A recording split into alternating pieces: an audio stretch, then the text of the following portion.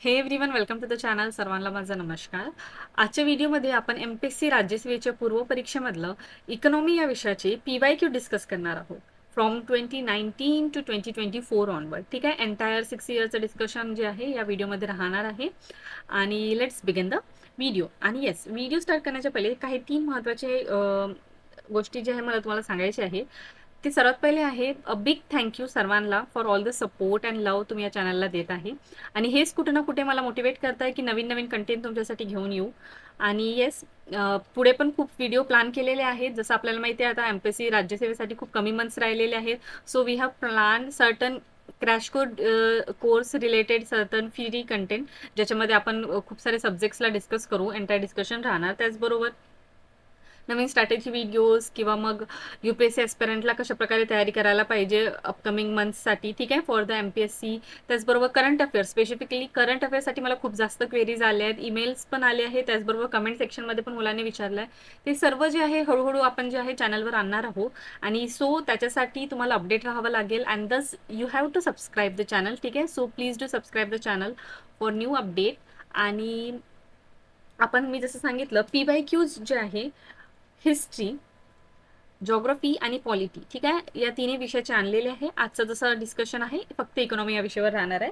आणि over the period of time विथून मला वाटते 1 वीकमध्येच आपण जे आहे करंट अफेअरवालं सेक्शन, त्याच्याबरोबर सायन्स अँड टेकवालं सेक्शन आणि राहिलेलं आपलं तिसरं इन्व्हायरमेंटवालं सेक्शन. ठीक आहे, या 3 सेक्शनचे पण जे आहे PYQs लवकरच डिस्कस करू आपण चॅनलवर. ओके. आणि नंतर आणि सेकंड इम्पॉर्टंट थिंग आहे की खूप सारे लोकांनी ना मला मेल केलं होतं. त्याचबरोबर काही कमेंट सेक्शनमध्ये पण मुलांनी मेन्शन केलं की they want to connect with me personally. ठीक आहे, फॉर 1-to-1 कम्युनिकेशन. तर मी व्हिडिओच्या खाली डिस्क्रिप्शनमध्ये लिंक्स दिली आहे ही एका गुगल फॉर्मची. तुम्ही याला फिल करू शकता आणि बाकी जे काही प्रोसिजर आहे ते पूर्ण करून डायरेक्टली मी तुम्ही काउन्सिलिंग सेशन बुक करू शकता. ओके, सो हे आहे second announcement. And third, Telegram group जे आहे आपण आपलं चॅनलचं आणलेलं आहे. ठीक आहे, त्याच्यामध्ये आपण वेरियस डिस्कशन करू. काही नोट्स वगैरे आहे, काही PDFs वगैरे आहेत, ते मी टेलिग्राम ग्रुपवर लवकरच टाकणार. ठीक आहे, टेलिग्राम ग्रुपची पण जे लिंक आहे ते डिस्क्रिप्शन सेक्शनमध्ये राहणार. ओके, तर हे झालं आपले मेजरली थीम डिस्कशन. आणि आता वळूया आपल्या मेन हायलाईटकडे. सो आता स्टार्ट करूया आजच्या डिस्कशनकडे. तर बघा, काही मुलांनी कमेंट सेक्शनमध्ये मेन्शन केलं होतं की मॅम तुम्ही आधी क्वेश्चन डिस्प्ले करा आणि त्याच्यानंतरच आन्सर डिस्प्ले करत जा. ठीक आहे, सायमल्टेनियसली डिस्प्ले नको असू द्या. सो त्या हिशोबाने आजचं जी PPT आहे पूर्ण तशीच डिझाईन केलेली आहे. ठीक आहे, तुम्ही आधी क्वेश्चन्स वाचेल, तुम्ही पॉज करून जे आहे स्वतः ट्राय करा अटेम्प्ट करण्यासाठी. ठीक आहे, आणि नंतर जे आहे तुम्ही आन्सर्स बघून जे काही डिस्कशन आहे ते पुढे जाऊ शकता. Okay, so let's begin from the first question. 2019चा पहिला क्वेश्चन आहे. To whom in the Nobel prize of economic 2018 awarded दिलं होतं. ठीक आहे, regarding the sustainable and long term economic development. आता तुम्हाला प्रश्न पडेल 2018चा हा म्हणजे 2019मध्ये विचारलेला प्रश्न आहे, पण तुम्ही का बरं मला हा प्रश्न या टाइमला दिलाय? कारण की आपल्याला आता नोबल प्राइज इकॉनॉमी 2018 मध्ये कोणाला दिलं होतं हे आपल्याला माहिती राहणार नाही. ठीक आहे, तर हा क्वेश्चन देण्याचं रिझन हाच आहे की तुम्हाला माहिती राहायला पाहिजे की दरवर्षी जे म्हणजे नोबल प्राइजेस अवॉर्ड विनर्स असतात त्यांचे नाव तुम्हाला लक्षात राहायला पाहिजे. कारण की MPSCने जेव्हा 2019 मध्ये याच्यावर प्रश्न विचारलेला आहे, ठीक आहे, कोणाला इकॉनॉमीमध्ये काय प्राइज मिळालेला आहे, ठीक आहे, कोणता पर्सन होतं, तर हे आपल्याला आपला जो रनिंग इयर आहे दॅट इज 2025, ठीक आहे, किंवा 2024 मध्ये कोणाला मिळलं हे सर्व आपल्याला माहित पाहिजे. ठीक आहे, हे आपलं करंट अफेअरचं पार्ट होऊन जाते. ठीक आहे, हे इथं आलेलं आहे. लक्षात ठेवायचं करंट अफेअरमध्ये आपल्याला हा टॉपिक पण कव्हर करून घ्यायचा आहे. सो मी हा प्रश्न इथे विचारलाय. सध्या आय नो तुम्हाला आता 2018चं कसंच माहीत राहणार आहे, पण आतासाठी लक्षात ठेवा 2018 मध्ये ऑप्शन नंबर 3, ठीक आहे, हे 2 पर्सन जे आहे यांना अवॉर्ड मिळालं होतं. ठीक आहे, नोबेल प्राइज मिळालं होतं इन इकॉनॉमिक्स. ओके, आता सेकंड क्वेश्चन आहे. Which of the following criteria was considered by the PD Ojha committee for calculating a poverty line? ठीक आहे, तर कुठला क्रायटेरिया जे आहे PD ओझा कमिटीने जे आहे आणलं होतं, तर त्याचा आन्सर आहे आपला पर कॅपिटा पर मंथली कन्झम्पशन एक्सपेंडिचर. ठीक आहे, हा जो क्रायटेरिया त्यांनी आणलं होतं. आता तुम्हाला प्रश्न पडेल की पॉवर्टी लाईन काय असते आणि PD ओझा कमिटीबद्दल. तर एक गोष्ट लक्षात ठेवा, खूप सारे कमिटीज तुम्ही आता over a period of time जेव्हा क्वेश्चन्स आपण डिस्कस करू तेव्हा तुम्हाला लक्षात येणार की खूप साऱ्या कमिटीजवर प्रश्न वारंवार विचारले आहेत. तर जेव्हा तुम्ही इकॉनॉमी प्रिपेअर करता तर particularly name of the committee, ठीक आहे, त्याचबरोबर त्या कमिटीने काय कॉन्ट्रीब्यूट केलं आहे ते सर्व आपल्याला चांगल्याने लक्षात राहायला पाहिजे. हा तर पहिला क्वेश्चन आहे, पण over a period of time तुम्ही बघणार की खूप सारे क्वेश्चन कमिटीजवर आलेले आहेत. आता एक गोष्ट लक्षात ठेवा, आता पीडी ओझा कमिटी जसं मी सांगितलं इथं calculation for the poverty line त्यांनी आणले होते. त्यांच्या अकॉर्डिंग त्यांनी एस्टिमेट केलं होतं की 1960 टू 1961चा जो टाइम पिरियड होता, अराउंड 190 मिलियन पीपल जे होते इंडियामधले ते वेअर पुअर. ठीक आहे, त्याचाच अर्थ आहे की अराउंड 44%, ठीक आहे, ऑफ द टोटल पॉप्युलेशन पॉवर्टीमध्ये होती. ठीक आहे, तर हे आपल्याला माहिती होते. आणि जर असं रुरल आणि अर्बन एरियाचं जर बघितलं, ठीक आहे, जेव्हा तुम्ही इकॉनॉमीमध्ये पॉवर्टीवालं टॉपिक वाचाल तेव्हा तुम्हाला लक्षात येणार की तेंडुलकर कमिटी वगैरे खूप सारे कमिटीज होते. ठीक आहे, त्यांनी मग रुरल आणि अर्बन क्रायटेरियामध्ये डिवाइड वगैरे केलं होतं. तर तुम्हाला एक बेसिक आयडिया मिळून जाईल की जेव्हा पण पॉवर्टी लाईन आपण डिस्कस करतो तर रुरल आणि अर्बनचं काय कॉन्ट्रीब्युशन होतं ते आपल्याला माहिती पाहिजे. ठीक आहे, त्याच्यानंतर कोणत्या बेसिसवर आहे ते पण तुम्हाला माहिती पाहिजे, जसं आताच तुम्हाला सांगितलं होतं. तर आता सध्यासाठी लक्षात ठेवा की हे पीडी ओझा कमिटीने जेव्हा सांगितलं होतं तर अराउंड 184 मिलियन्स जे होते ते बेसिकली रुरल इंडियामध्ये रिसाईड करत होते. ठीक आहे, तर rural India were mainly facing the poverty issue. ठीक आहे, was mainly facing the poverty issue as compare to the urban area. ठीक आहे, तर हे झालं आपलं पीडी ओझा कमिटी आणि पॉवर्टी लाईन बद्दल आणि कोणत्या क्रायटेरियावर त्यांनी जे आहे पॉवर्टी लाईनचं जे कॅल्क्युलेशन केलं होतं. क्वेश्चन आहे मॅच द पेअरवर. तर बघा इथे आपल्याला काय करायचं आहे, ऑब्व्हियसली मॅच द पेअर आहे आणि पॉवर्टी रिलेटेड कन्सेप्ट रिलेटेड आपला हा प्रश्न आहे. तर बघा एक गोष्ट लक्षात ठेवा, most of the time MPSC मध्ये तुम्ही आतापर्यंत 2-3 वर्षाचे जेव्हा पीवायक्यूज बघितलं आपण वेगळ्या वेगळ्या विषयांचे, तेव्हा तुम्ही नोटीस केलं असेल की इव्हन दो तुम्हाला एखादा ऑप्शन मॅच द पेअर मधला माहिती असेल तरी मोस्ट प्रॉब्ली 80 to 90% ना तुमचा आन्सर तुम्ही चांगल्याने मार्क करू शकता. फक्त 10% मध्ये थोडं व्हेरिएशन असते की त्यांनी जे आहे ऑप्शनमध्ये थोडंसं सिमिलॅरिटी दिलेलं असतात. ठीक आहे, पण इव्हन तो तुम्हाला एखादाही आन्सर जेव्हा करेक्टली माहीत असेल ना तरी पण तुम्ही गेस वर्कने जो आहे तो आन्सर प्रॉपरली करेक्ट करू शकता. ओके, आणि लेट्स स्टार्ट. या क्वेश्चनमध्ये काय दिलं आहे, इथे सांगितलं आहे की पॉवर्टी कन्सेप्ट रिलेटेड कुठल्या ऑथरनी या कुठल्या कमिटीने काय रिकमेंडेशन दिली होती. तर वर्ल्ड बँक, ठीक आहे, वर्ल्ड बँकचं काय आहे, वर्ल्ड बँकचं आहे आपलं पॉवर्टी गॅप. त्याच्यानंतर श्री गौरव दत्त. आता श्री गौरव दत्त जे आहे त्यांनी काय दिलं होतं, पर कॅपिटा पर डे जे अवेलेबिलिटी ऑफ फूड आहे विलेज एरियामध्ये इतकं कॅलरीज, दॅट इज 2400 कॅलरीज, आणि सिटी एरियामध्ये 2100 कॅलरीज जर पर्टिक्युलर पर्सन कन्झ्युम नसेल करत तर तो पर्सन जो आहे पॉवर्टीमध्ये येतो. ठीक आहे, त्याच्यानंतर आहे लकडावाला कमिटी. आता लकडावाला कमिटीचं काय आहे, लकडावाला कमिटीच्या अकॉर्डिंग टू दिस या इयरच्या प्राइजेसनुसार who do not get per capita per month in village 49.9 rupees आणि सिटीजमध्ये इतके पैसे जर कमवत नसेल तर तो पर्टिक्युलर पर्सन जो आहे पॉवर्टी या लाईनमध्ये येतो. ठीक आहे, त्याच्यानंतर दांडेकर आणि रथ कमिटी. आता दांडेकर आणि रथ कमिटीचं होतं की अवेलेबिलिटी ऑफ फूड जर 2250 कॅलरी पर डेच्या पेक्षा कमी असेल then that particular person belong to the poverty. Okay, मतलब बिलॉंग टू द पर्टिक्युलर और we can say that it fall under the poverty line. Okay, तर हे झाले आपले आन्सर. आता बघू सर्टन डिटेल्स. आता हे तर तुम्हाला मी आताच सांगितलं. तर ठीक आहे, पॉवर्टी एस्टिमेशन जर बघितलं तर कॉमन मेथड जर बघितलं, डिफरंट मेथड आहे पॉवर्टी कॅल्क्युलेट करण्याचे. तर सर्टन त्या मेथडमधून सर्वात कॉमन जो मेथड आहे तो आहे इन्कम किंवा कन्झम्पशन लेवल. आताच आपण इथं बघितलं, इथे यांनी जसं इन्कम क्रायटेरियावर सांगितलं होतं आणि काही कन्झम्पशन लेवलवर सांगितलं होतं, जसे हे झालं. ठीक आहे, तर काही झालं कन्झम्पशन लेवलवर किंवा इन्कम लेवलवर. तर पॉवर्टी लाईन कॅल्क्युलेशन जर बघितलं तर पॉवर्टी एस्टिमेशन जे असते आता रिसेंटली म्हणजे रिसेंट टाईममध्ये नीती आयोग जे आहे त्यांचे टास्क फोर्स जे असते ते मेनली कॅप्चर करते. ठीक आहे, आणि डाटा जो आहे जो आपला नॅशनल सॅम्पल सर्वे ऑफिस असते, जो ministry of statistic and programme implementation, ठीक आहे, ministry of statistic and programme implementation यांच्या अंडरमध्ये हे जे येते, ठीक आहे, नॅशनल सॅम्पल सर्वे ऑफिस. ठीक आहे, हे जे आहेत ते पर्टिक्युलर डाटा कॅप्चर करतात आणि प्रॉपर जे आहे पूर्ण जे आहे ओव्हरऑल एस्टिमेशन ते नीती आयोगची टास्क फोर्स थ्रू कॅरी केलं जाते. आणि आता इथं मी तुम्हाला हा तुमच्यासाठी प्रश्न आहे, कमेंटमध्ये आन्सर द्याल. ठीक आहे, की करंट पॉवर्टी लाईन काय आहे, ठीक आहे, इन द रुरल एरिया. हे तुमच्यासाठी प्रश्न आहे, प्लीज कमेंटमध्ये द्या. खूप कमी मुलं जे आहेत कमेंटमध्ये रिप्लाय देतात रिगार्डिंग आन्सर्स. ठीक आहे, बाकी प्रश्न तर विचारत असतात पण आन्सर्स खूप कमी मुलं देतात. तर प्लीज डू आन्सर द, ठीक आहे, क्वेश्चन. आणि त्याच्यानंतर आपण अर्बन एरियामध्ये बघितलं तर हे आपलं इंडियन रुपीजमध्ये दिलेलं आहे. आणि एक गोष्ट लक्षात ठेवायचं, इंडिया जे आहे नॅशनल वाईड एव्हरेज जर बघितलं पॉवर्टी लाईनचा, ते मेनली डिफर करतो from each state. Okay, and that's it. ठीक आहे, पॉवर्टीबद्दल जे बेसिक कन्सेप्ट होते, जे स्टार्ट होते, ते आपण सर्व कव्हर केलं. ठीक आहे, काय लक्षात घ्यावं लागेल इथं आपल्याला, हे सर्व कमिटीज अँड हे हा वाला पॉईंट. ओके, बॉक्समध्ये जो मेन्शन आहे.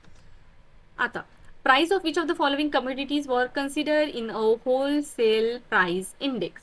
ओके, तुम्हाला माहिती आहे एक असते CPI, ठीक आहे, एक असते WPI. It is consumer price index, हे असते आपलं होलसेल प्राइस इंडेक्स. ठीक आहे, हे दोन मेजर असतात, लक्षात ठेवायचं. कुठलं आपण जे आहे इन्फ्लेशन वगैरे कॅल्क्युलेट करण्यासाठी यूज करतो ते आहे आपलं CPI. ओके, आता इथं दिलं आहे CPI कॅल्क्युलेट करण्यासाठी काही बेसिक क्रायटेरिया असतात आणि WPI कॅल्क्युलेट करण्यासाठी पण सर्टन बेसिक क्रायटेरिया असतात. तर WPI कॅल्क्युलेट करण्यासाठी कुठले क्रायटेरिया असतात, ठीक आहे, कुठले कमोडिटीजला कन्सिडर केले जाते, primary good, oil and manufacturing good, तीन आहे. ठीक आहे, तर आन्सर आहे आपला ऑल ऑफ द अबो. आता मी तुम्हाला याचं डिटेल सांगते. तर बघा, जसं मी सांगितलं हे तीनही जे आहे याला कन्सिडर केले जाते. WPI आपल्याला समजून येते की होलसेल, ठीक आहे, आणि तो होता CPI मध्ये काय असते, कन्झ्युमर प्राइस इंडेक्स. हे इथेच दिलाय बघा, कन्झ्युमर प्राइस इंडेक्स. तर बघा होलसेलमध्ये काय होणार, ऑब्व्हियसली रिटेल लेवलवर आपण कॅल्क्युलेट करणार what are the changes in the price of goods in the stages before the retail level. हे जे आहे आपलं होलसेल प्राइस इंडेक्समध्ये येते. आणि हे कोण पब्लिश करते, हा इंडेक्स पब्लिश केलं जाते by the economic adviser of a ministry of commerce and industry. Okay, CPI. आता CPI मध्ये काय ना, कन्झ्युमर, ऑब्व्हियसली तर कन्झ्युमर जे आहे त्यांचे prices related to goods and services, ठीक आहे, बाय द कन्झ्युमर, त्याला ट्रॅक करणं वगैरे सर्व जे आहे कन्झ्युमर प्राइस इंडेक्समध्ये येते. आणि एक गोष्ट लक्षात ठेवायचं, wholesale price index that is WPI, तिथं फक्त गुड्स येतात. आणि कन्झ्युमर प्राइस इंडेक्समध्ये आपलं गुड्स प्लस सर्व्हिसेस दोन्ही पण इन्क्लुडेड आहे. ओके, आता CPI कोण देतो, CPI जे आहे सेंट्रल स्टॅटिस्टिकल ऑफिस, CSO, ठीक आहे, यांच्या थ्रू पब्लिश केले जाते by under the ministry of statistic and programme implementation. ठीक आहे, आणि WPI आणि CPI, ठीक आहे, both can be use for calculating the inflation. However इंडियामध्ये आपण CPI यूज करतो. आता इथे जे तुम्हाला मी तीन सांगितलं WPIचे, हे बघा, हे कॅटेगरी आहे WPIचा. ठीक आहे, primary good, fuel and power आणि मॅन्युफॅक्चरिंग गुड. प्रायमरी गुडमध्ये काय येतात, रॉ मटेरियल जसे की फूड, ॲग्रिकल्चरल प्रोडक्ट आणि मिनरल्स. फ्यूल आणि पॉवरमध्ये काय येतो, ऑइल, कोल आणि इलेक्ट्रिसिटी. ठीक आहे, मॅन्युफॅक्चरिंग गुडमध्ये काय येणार, मॅन्युफॅक्चरिंग गुडमध्ये बेसिकली सर्व फिनिश प्रोडक्ट येणार. ठीक आहे, जे रॉ मटेरियल पासून क्रिएट केले जातात. ठीक आहे, आणि it also include textile, machineries, automobile and other manufacturing good. ठीक आहे, हे डिटेल मी तुम्हाला इतकं का सांगितलं, कारण जर तुम्ही UPSCचा एकदा प्रिलिम्सचे प्रश्न पाहिले असणार, तर UPSC मध्ये डायरेक्ट याच्यावर प्रश्न आलेला होता. ठीक आहे, तर आपल्याला माहिती पाहिजे की MPSC पण कदाचित याच्यावर विचारू शकतो. सो सर्टन डिटेलिंग काही सेक्टर्समध्ये आपल्याला जावं लागेल, इव्हन तो कुठलाही विषय असो. ठीक आहे, सर्टन डिटेलिंग काय काय विषयाचे आपल्याला माहित पाहिजे. इथं फक्त वरवर नॉलेज घेऊन चालेल नाही. WPI आणि CPI बहुत इम्पॉर्टंट फॅक्टर्स आहे इकॉनॉमीमध्ये. सो यांचे डिटेल आपल्याला कम्प्लिटली माहिती पाहिजे. ओके, हे झालं आपलं बेसिक इन्फॉर्मेशन. ओके, आता बघूया next question. Which of the following are the indicator of the contribution of a government in the inclusive growth. कुठले कुठले कॉन्ट्रीब्युशन आहेत आपल्याला सांगायचं. ऑप्शन आहे the revenue GDP ratio, public investment GDP ratio. तर answer आहे बोथ. ओके, असे जे क्वेश्चन असतात ना, मोस्टली जर तुम्हाला आन्सर माहित नाही असेल तर try to eliminate the options. ठीक आहे, जर कुठलं पण रिझन नसेल तुम्हाला त्या ऑप्शनला एलिमिनेट करण्यासाठी, तर कन्सिडर करा की तो ऑप्शन बरोबर आहे. आता इन्क्लुझिव्ह ग्रोथसाठी तुम्ही रेव्हेन्यू पण बघणार आणि पब्लिक इन्व्हेस्टमेंट पण बघणार with respect to GDP. That's why दोन्हीला आपण कन्सिडर करू शकतो, म्हणून आपला आन्सर बोथ आहे. ठीक आहे, त्याच्यानंतर आहे which of the following is not a millennium development goal. तर बघा, हा क्वेश्चन काही लोक आपण इन्व्हायरमेंटमध्ये पण कन्सिडर करू शकतो, काही लोक आपलं इकॉनॉमीमध्ये पण कन्सिडर करतात. ठीक आहे, आपण इथेच कव्हर करून घेतलं आहे. तर एक गोष्ट लक्षात ठेवा, दोन टाईपचे गोल्स होते. पूर्ण जेव्हा जेव्हा तुम्ही जेव्हा मी तुम्हाला इन्व्हायरमेंट हा विषय शिकवणार ना, तेव्हा मी तुम्हाला एक प्रॉपर एक टाइमलाईन देणार. ठीक आहे, की पहिले कुठले गोल्स डिसाईड झाले होते, स्टॉकहोम कॉन्फरन्स झाली किंवा बाकी सर्व जे झालं आपलं, ठीक आहे, डिस्कशन पॅरिस ॲग्रीमेंट वगैरे. ठीक आहे, तर तुम्हाला एक गोष्ट माहिती पडेल, हे जेव्हा सर्व चालत होतं ना, त्या टाइममध्ये मेजरली वर्ल्डनी दोन टाईपचे गोल्स आणले होते. ते एक होतं MDG गोल, त्याला आपण म्हणतो मिलेनियम डेव्हलपमेंट गोल. ठीक आहे, आता मिलेनियम डेव्हलपमेंट गोल जे आहे ते कम्प्लिटली आपण जे आहे ते आता कन्सिडर नाही करत. त्याच्या जागी आपण जे आहे SDG सस्टेनेबल डेव्हलपमेंट गोल याला आणलेला आहे. ठीक आहे, तर हे गोष्ट लक्षात ठेवायची. आणि MDG वर खूप प्रश्न आलेले आहेत, MPSCचं फेवरेट आहे. त्याचबरोबर आता MDG रिप्लेस होऊन आपलं SDG आलं, तर SDG वर पण तुम्ही खूप प्रश्न बघाल. म्हणून SDGचे जितके पण गोल्स आहेत, प्रत्येक गोल अलॉंग विथ देअर नंबर्स. ठीक आहे, जितके गोल्स आहेत त्यांच्या नंबर सोबत आपल्याला माहिती पाहिजे. ठीक आहे, आणि एक गोष्ट लक्षात घ्यायचं, हे कोणत्या कॉन्फरन्सनी डिस्कस झाले होते हे सर्व पण आपल्याला बेसिक माहित पाहिजे, कारण की ते डायरेक्ट आपण इन्व्हायरमेंटमध्ये पण तसं डिस्कस करूच, पण लक्षात ठेवायचं इन्व्हायरमेंट पॉईंट ऑफ व्ह्यूने पण हे इम्पॉर्टंट होऊन जाते. ओके, सो आता आपल्याला सांगायचं which of the following is not the millennium development goal. तर आपला आन्सर आहे ऑब्व्हियसली मिलेनियम डेव्हलपमेंट गोल. पॉवर्टीसाठी तर राहणार, युनिव्हर्सल प्रायमरी एज्युकेशनसाठी पण राहणार, चाइल्ड मोर्टॅलिटीसाठी पण राहणार, आणि इन्शुरिंग द ॲग्रिकल्चर सस्टेनेबिलिटी हा याच्यासाठी नाही आहे. ठीक आहे, हे तिन्ही जे आहे मिलेनियम डेव्हलपमेंट गोलमध्ये इन्क्लुडेड आहे. बघून घ्या एकदा मिलेनियम डेव्हलपमेंट गोलमध्ये कुठले कुठले जे आहेत पॉईंट्स मेन्शन होते. तर गोल नंबर 1 मध्ये होतं की एक्स्ट्रीम पॉवर्टी आणि हंगरला आपण इरॅडिकेट करू. सेकंड होतं एज्युकेशनसाठी. थर्ड होतं gender equality and empowering the women. त्याच्यानंतर आहे चाइल्ड मोर्टॅलिटीला रिड्यूस करणे. ठीक आहे, त्याच्यानंतर फिफ्थमध्ये आहे की मॅटर्नल हेल्थला इम्प्रूव्ह करणे. ठीक आहे, त्याच्याबरोबर सिक्स्थमध्ये होतं HIV एड्स आणि मलेरियासारखे डिसीजला कुठं ना कुठं कॉम्बॅक करण्यासाठी काही मेथड्स वगैरे करणे. सेवन्थमध्ये होतं एन्व्हायरमेंट सस्टेनेबिलिटी, आणि एट्थ होतं आपलं की आपण एक ग्लोबल पार्टनरशिप डेव्हलप करू for a equitable development. Okay, तर हे झाले आपले 8 मिलेनियम डेव्हलपमेंट गोल. आता तुम्हाला एकदा मी SDG गोल्स पण सांगून देते. हे बघा, SDG गोल्स आहेत आपले किती आहेत, 17 गोल्स आहेत. तर सर्वात पहिले आहे no poverty, zero hunger. Third आहे good health and wellbeing. Fourth आहे quality education. Fifth gender equality. Sixth आहे clean water and sanitation. Seventh आहे अफोर्डेबल अँड क्लीन एनर्जी. त्याच्यानंतर decent work and economic growth. 8वं. 9वं आहे आपलं industry and infrastructure related point. ठीक आहे, 10th आहे इनइक्वॅलिटीला रिड्यूस करणे. 11th आहे सस्टेनेबल सिटीजसाठी. 12th आहे रिस्पॉन्सिबल कन्झप्शन अँड प्रोडक्शन.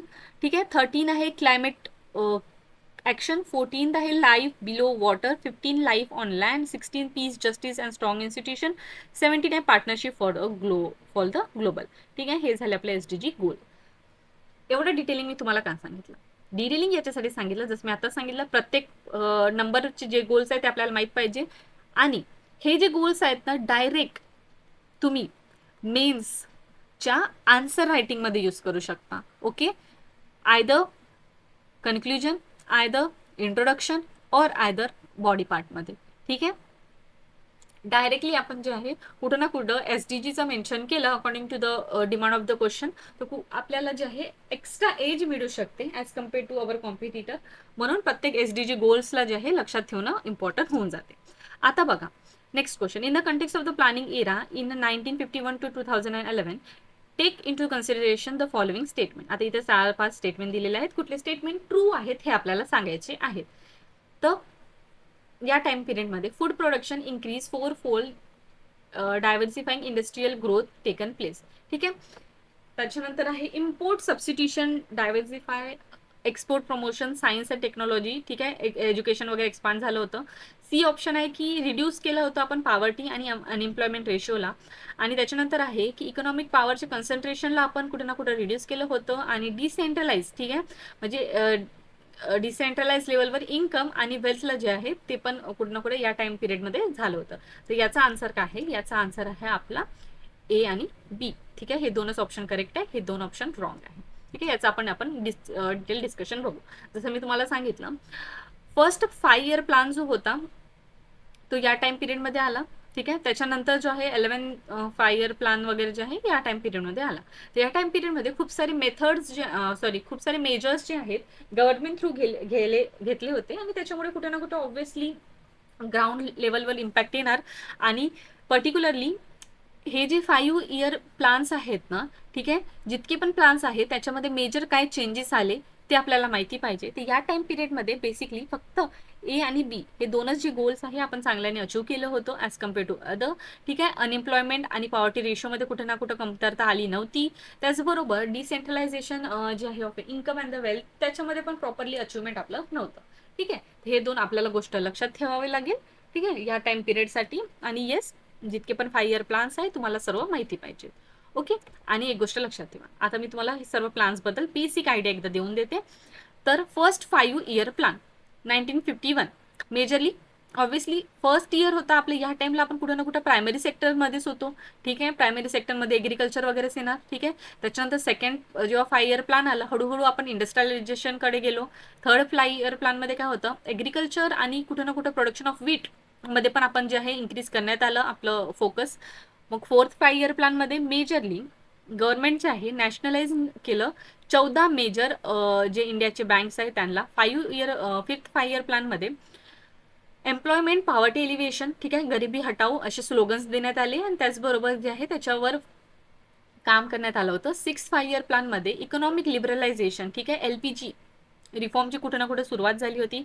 7 5 इयर प्लॅनमध्ये ग्रोथ ऑफ फोकस जर बघितलं in the area such as economic productivity, production of a food grain आणि एम्प्लॉयमेंट जनरेशन, ठीक आहे, थ्रू सोशल जस्टिस याच्यावर फोकस करण्यात आला.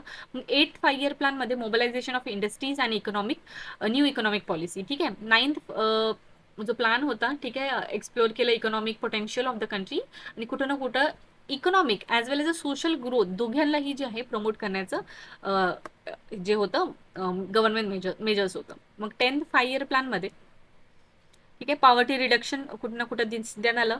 ठीक आहे. त्याच्यानंतर जेंडर गॅप वगैरेवर पण फोकस करण्यात आलं. मग 11th 5 इयर प्लॅनमध्ये कुठं ना कुठं आपण जर बघू शकतो की इयर्स जसं म्हणजे वाढत गेले, जसं जसं आपण थोडं डेव्हलप होत गेलो त्याच्यानंतर आपण इन्क्लुझिव्ह ग्रोथवर फोकस करण्यात आला.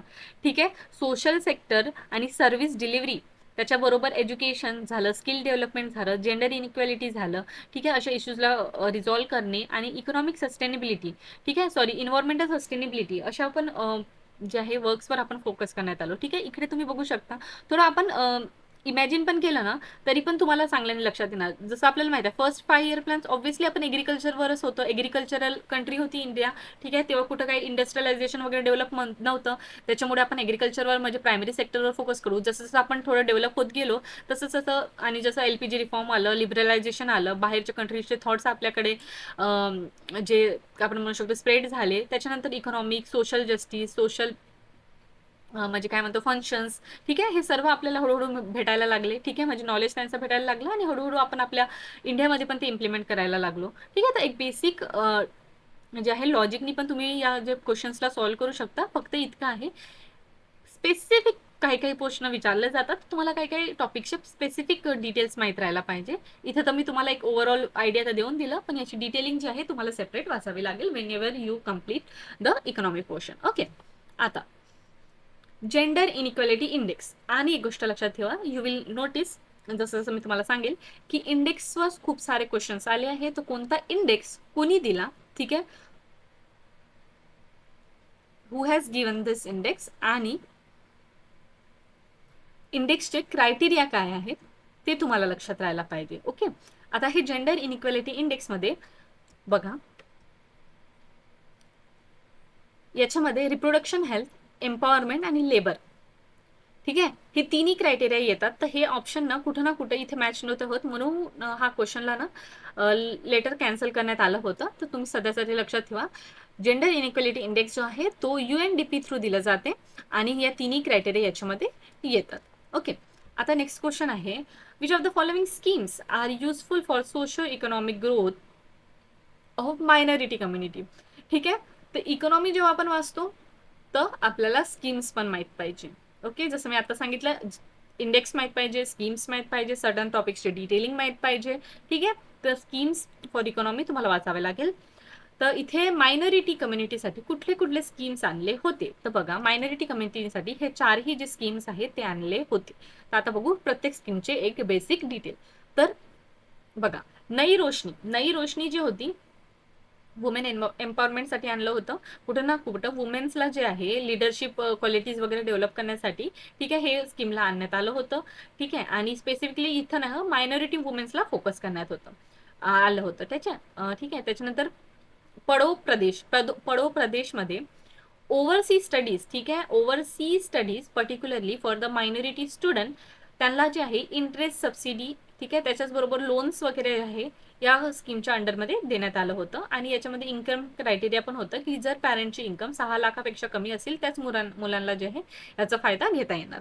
ठीक आहे, त्याच्यानंतर आहे की लर्न अँड अर्न.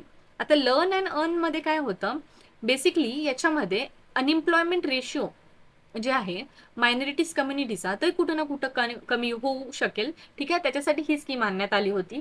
ठीक आहे, आणि याच्यामध्ये ऑब्व्हियसली लर्न, अभ्यास करा आणि अर्न पण करा, त्यासोबत पैसे पण कमवा. ठीक आहे, तर याच्याने काय होणार, लाईव्हलीहूड कुठे ना कुठं मार्जिनल कम्युनिटीज या मायनॉरिटीचा इम्प्रूव्ह होईल. ठीक आहे, हे सर्व त्याचे एम होते. नई मंजिल, आता नई मंजिल कशासाठी होतं, इट मेजरली एक ब्रिज कोर्स होता. ठीक आहे, to bridge the academic as well as a skill development gap, जे मेन स्ट्रीम मध्ये आपल्याला दिसून येतो. ठीक आहे, तर हे झालं आपलं 4 मेजर स्कीम आणि हे 4 स्कीम मायनॉरिटी कम्युनिटीसाठी होती. ओके, आता जून 2012 मी जसं सांगितलं SDGs तुम्ही काही इन्व्हायरमेंटमध्ये पण आपण कव्हर करू शकतो, इकॉनॉमीमध्ये मी सध्यासाठी इकॉनॉमीमध्येच ॲड केलेलं आहे. तर बघा 2012 मध्ये according to the Rio 20+ declaration, ठीक आहे, SDG गोल जे were decided and which of the following is not been decided. Okay, म्हणजे हे कुठलं फॅक्टर्स नव्हतं, आत्ताच तुम्ही बघितलं ABC तिन्ही आहेत, आपण कुठंच हे वाचलं नाही, आपला आन्सर येणार हा. ओके, आत्ताच मी तुम्हाला सांगितलं हे सर्व SDG गोल्स. आता बेसिक डिटेल एकदा बघून घ्या. रिओ 20 समिट जी झाली होती, ठीक आहे, basically it was a follow up, एक second, follow up of the submit जे रिओ डिक्लेरेशन 1992 झालं होतं, त्याच्यानंतर एक फॉलोअप सबमिट झाली होती रिओ 20 म्हणून. ठीक आहे, आणि बेसिकली ही जी सबमिट होती ना ते इन्व्हायरमेंट आणि सस्टेनेबल डेव्हलपमेंटसाठी घेण्यात आली होती, रिओ 20. ठीक आहे, याचं जर हे शॉर्ट फॉर्म आहे आणि याचं फुल फॉर्म जर बघितलं, it was a United Nation conference on sustainable development. Rio म्हणण्यात आलं कारण की हे रिओ दी जेनेरिया ब्राझीलमध्ये हेल्ड झाली होती 2012 मध्ये. ठीक आहे, त्याच्यामुळे याचं निकनेम जे आहे रिओ 20 म्हणून कन्सिडर करण्यात आलं होतं. आणि जसं मी सांगितलं हे 1992 मध्ये रिओ डिक्लेरेशनच्या नंतर 20 वर्षानंतर ही सबमिट झाली होती, दॅट इज 2012 मध्ये. दॅट्स वाय याला 20+ असं म्हणलं जातं. ठीक आहे, आता 2011च्या सेन्ससवर क्वेश्चन आहे, आणि येस सेन्सस टॉपिक इम्पॉर्टंट आहे, खूप प्रश्न येतात, सेन्सस चांगल्याने प्रिपेअर करून घ्याल. स्टॅटिक क्वेश्चन आहे, नथिंग टू एक्सप्लेन. ठीक आहे, याचा आन्सर आहे 4. ओके, बेसिक डिटेल एकदा बघून घ्या. सेन्सस जी असते मेनली कंडक्ट केले जाते by the registrar general and census commissioner of India, ministry of home अफेअरच्या अंडर येते, लक्षात ठेवा, होम अफेअरच्या अंडरमध्ये हे कंडक्ट करण्यात येते. आणि सेन्सस जनरली ना ते दर 10 वर्षानंतर होते, आणि टिल 2011 15 टाइम जे आहे सेन्सस आतापर्यंत घडलेला होता इंडियामध्ये. आता LPG मॉडेल सांगितलं मी तुम्हाला, liberalisation, privatisation and globalisation model आहे आपला, कोणाच्या टाइम पिरियडमध्ये आलं होतं. ठीक आहे, फायनान्स मिनिस्टर कोण होते, फायनान्स मिनिस्टर होते तेव्हा मनमोहन सिंग. ओके, आता बेसिक डिटेल बघून घ्या. LPG मॉडेल, पहिले इंडिया जी होती ना मेनली थोडी कन्झर्वेटिव्ह नेचर जी होती, बाहेरच्या कंट्रीसोबत ट्रान्झॅक्शन वगैरे कुठं ना कुठं अवॉइड करायची.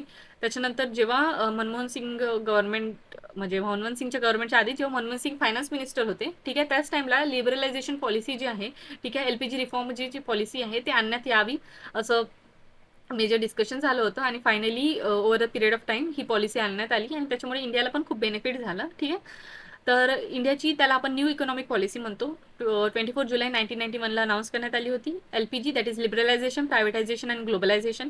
आता लिबरलायझेशनमध्ये काय असते, लिबरलायझेशनमध्ये काय असते, it is basically refer to the process of making a policy that are less constraining to the economic activity. जसं मी सांगितलं, इंडिया कुठं ना कुठं कन्झर्वेटिव्ह नेचरची होती, आणि खूप सारे पॉलिसीज ना कुठं ना कुठं म्हणजे इकॉनॉमिक हिंड्रन्स आणत होते सर्टन ॲक्टिव्हिटीजला, म्हणून कुठं ना कुठं प्रायव्हेट सेक्टर्स असो किंवा बाहेरचे जे आउटसायडर असो त्यांच्यासाठी काही पॉलिसीजमध्ये लिबरल फीचर्स आणण्यात आले होते. ठीक आहे, त्याच्यासाठी आपण जे म्हणू शकतो लिबरलायझेशन मेनली आपण म्हणजे लिंक करू शकतो. ओके, त्याच्यानंतर आहे प्रायव्हेटायझेशन. आता प्रायव्हेटायझेशन नावाने समजून येते प्रायव्हेट ओनरशिप. ठीक आहे, तर कुठं ना कुठं it mainly refers to the transfer of ownership of a property or business from a government to the private owner entity. तुम्हाला माहिती आहे आधी सर्व गव्हर्नमेंट ओन कंपनीज होते, त्याच्यानंतर आपण कुठं कुठं हळूहळू प्रायव्हेट सेक्टरला पण ओपनिंग दिली सर्टन सेक्टरमध्ये. आणि आता तुम्हाला माहिती आहे आता आपण पीपीपी मॉडेलवर चालतो, पब्लिक प्रायव्हेट पार्टनरशिप. ठीक आहे, पब्लिक पण कॉन्ट्रीब्युटर आहे प्रायव्हेट आणि त्यांनी दोघे पार्टनरशिप करून पण चालतात. ठीक आहे, आता आहे ग्लोबलायझेशन. आता ग्लोबलायझेशनमध्ये काय होते, ऑब्व्हियसली इकॉनॉमिक ॲक्टिव्हिटीसाठी आपण political boundaries with other nation त्याला ओपन अप केलं. ठीक आहे, आपण आपल्याच कंट्रीसोबत रेस्ट्रिक्ट नाही राहिलं, आपण दुसऱ्या कंट्रीसोबत जे आहे त्याला पण आपण जे आहे ट्रान्झॅक्शन वगैरे थोडं ओपन अप केलं. हे झालं आपलं लिबरलायझेशन, प्रायव्हेटायझेशन आणि ग्लोबलायझेशन. इव्हन दो तुम्हाला काही नवीन कमर्स असतील त्यांना माहिती नसेल डिटेल, तरी पण तुम्ही नावाने पण ओळखू शकता की याचा अर्थ काय राहू शकते.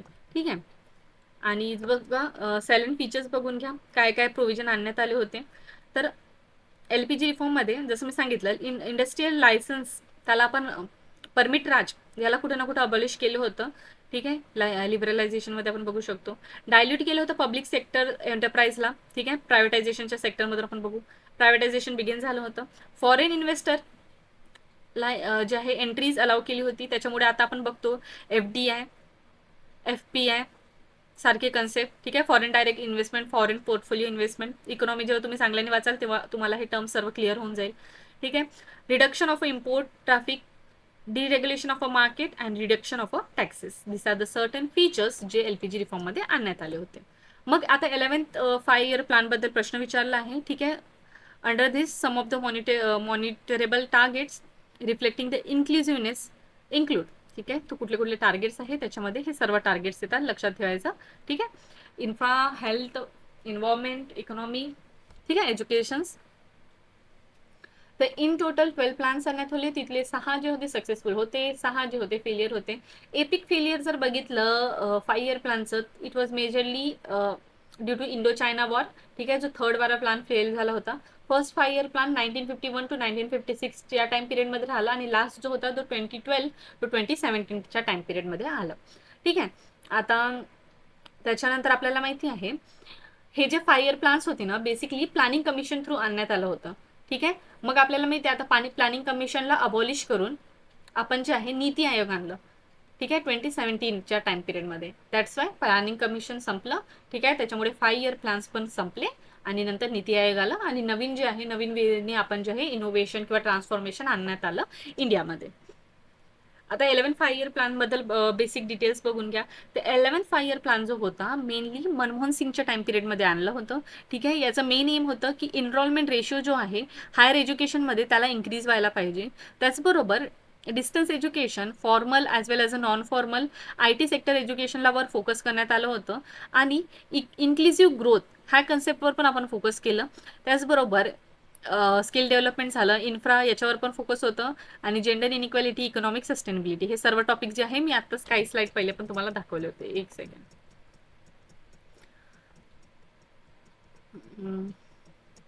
इथेच प्रश्न हे बघा हे आपण इथंच डिस्कस केले होते. ठीक आहे, याचा स्क्रीनशॉट घेऊन घ्याल नंतर तुम्ही. जस्ट 1 मिनिट मी त्याला इरेज करते. ठीक आहे, याचा स्क्रीनशॉट घेऊन घ्याल तुम्ही. ठीक आहे, आता आपण वळूया आपल्या डिस्कशनकडे.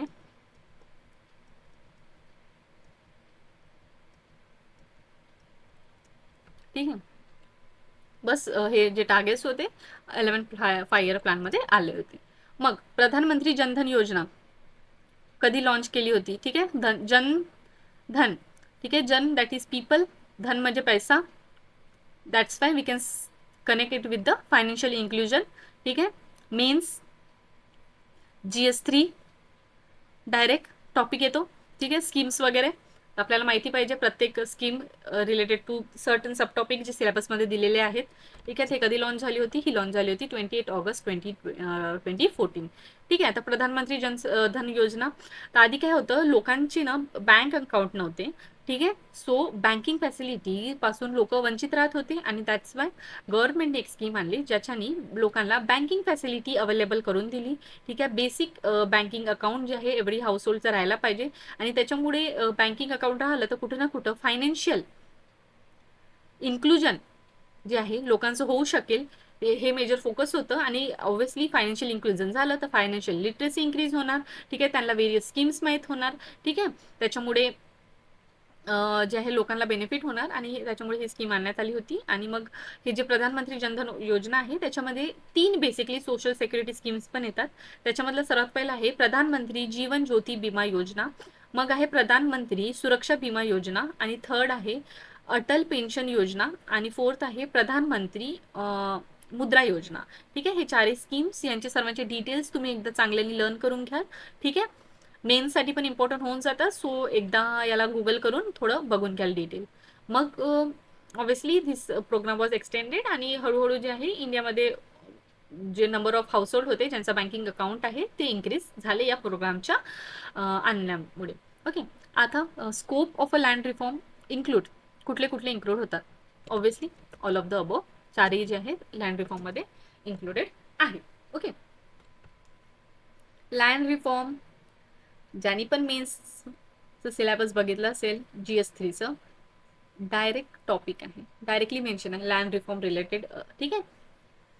सो सिलेबस आता प्री तर करत आहे तुम्ही, मेन्सवर पण थोडंफार लक्ष द्यायचं. ठीक आहे. आता तर प्रीचं करा, पण जसं टाइम राहणार नंतर पुढे टाइम येणार तेव्हा तुम्हाला मेन्सचं करावं लागेल. प्रत्येक तुम्हाला जेव्हा तुम्ही वाचत राहणार, जसं आता मला माहिती आहे सिलेबस, मला प्रत्येक पॉईंट लक्षात येत आहे कुठल्या टॉपिकला कुठल्या लेसन मध्ये आहे किंवा कुठल्या सेक्शनमध्ये आहे सिलेबसच्या. ठीक आहे. इतकं चांगल्याने तुम्हाला बाय हार्ट राहायला पाहिजे आपलं सिलेबस. ठीक आहे. आता बघा नेक्स्ट 2020चे क्वेश्चन्स आहेत. According to the planning commission estimate expert group method about average of a population below the poverty line population, which of the option is correct? Poverty line 2019चा पण फर्स्ट क्वेश्चन होता. आलं लक्षात? आलं तुम्हाला किती important आहे poverty बद्दल आपल्याला मार्क्सने? ठीक आहे. ते याच्याबद्दल आपल्याला सांगायचं आहे. ऑब्व्हियसली स्टॅटिक क्वेश्चन आहे, तुम्हाला हे काही फॅक्ट्स लक्षात राहायला पाहिजे. याचा आन्सर आहे A and B. ओके. तर थोडं काय पॉईंट्स बघून घ्या.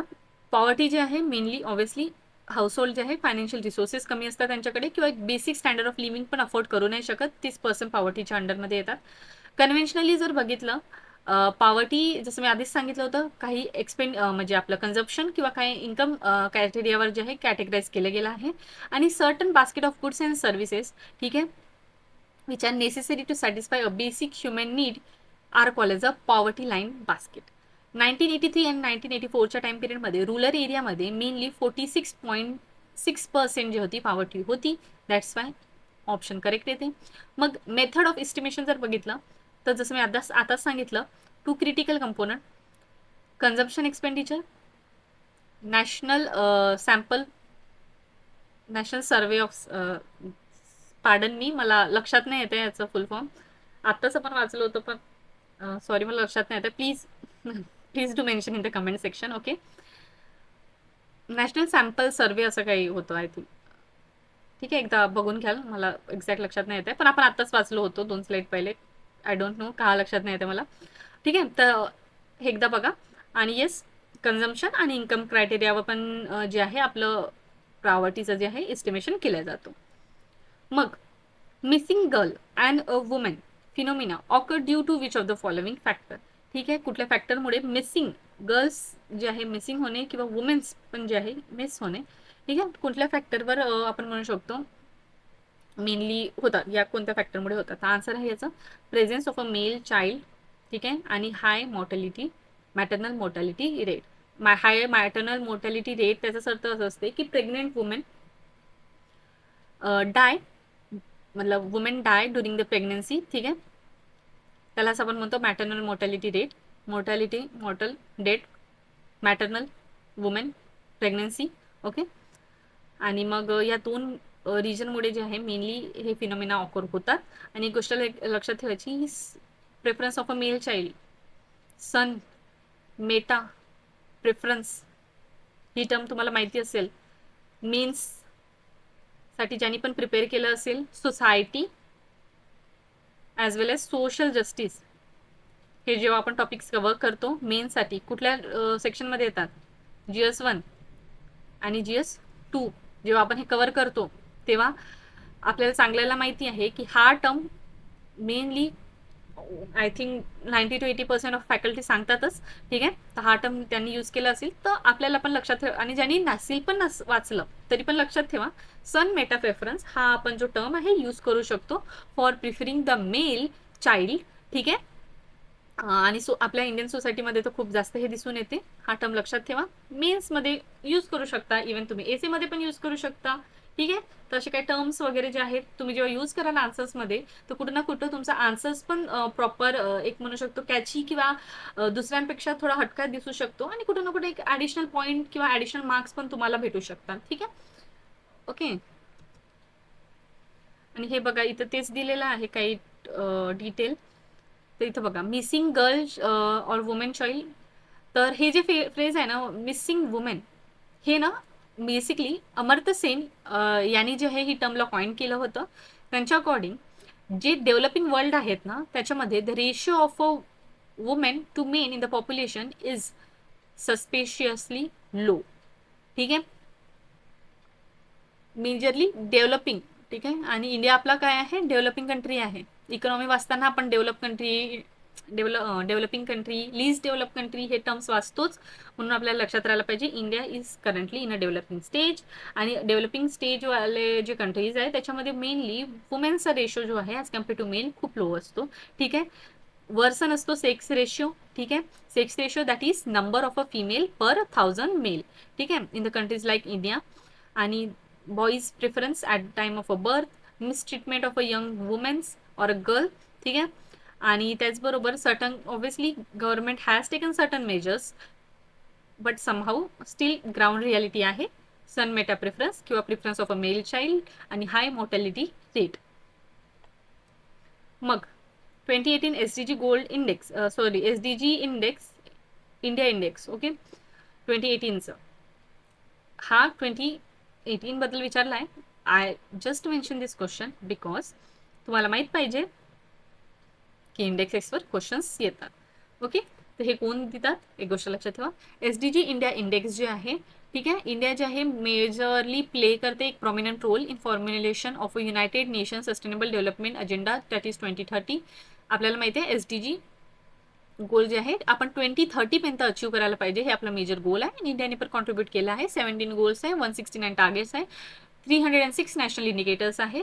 And SDG index India index J आहे मेजरली याला ना 4 क्रायटेरियामध्ये क्लासिफाय केलं जातं, ज्याच्यामध्ये स्टेट्स आणि युटीजला ना अचिव्हर, फ्रंट रनर, परफॉर्मर आणि ॲस्पिरंट, ठीक आहे, या क्रायटेरियामध्ये डिवाइड केलं जाते. आणि हे याच्या प्रकारे जे आहे स्कोरिंग केली जाते. ठीक आहे, तर 2018च्या अकॉर्डिंग हे पर्टिक्युलर स्टेटची रँकिंग होती. ठीक आहे, तर याच्यामध्ये आपल्याला हे रँकिंग कोणाची होती हे महत्त्वाचं नाही आहे. SDG गोल काय आहेत, SDG इंडिया इंडेक्स काय आहेत आणि त्याचे क्रायटेरिया काय आहेत ते सर्व माहिती राहायला हवं. आता गॅट बद्दल प्रश्न आहे. GATT agreement that is general agreement on trade and tariff. ठीक आहे, गॅट आलं तर आपल्याला WTO लक्षात राहायला पाहिजे. WTO that is world trade organisation. ठीक आहे, त्याच्याबद्दल आपल्याला 4 पॉईंट्स दिले आहेत. आपल्याला इथे करेक्ट स्टेटमेंट सांगायचं आहे. इस्टॅब्लिश केलं होतं 1948ला. Initially total member of GATT जे होते 23 कंट्रीज होते. आणि गॅट पासून जे आहे WTO बनलं. ठीक आहे, सक्सेसर आहे WTO. GATT administer all bilateral as well as a multilateral trade agreement. Answer काय आहे याचं?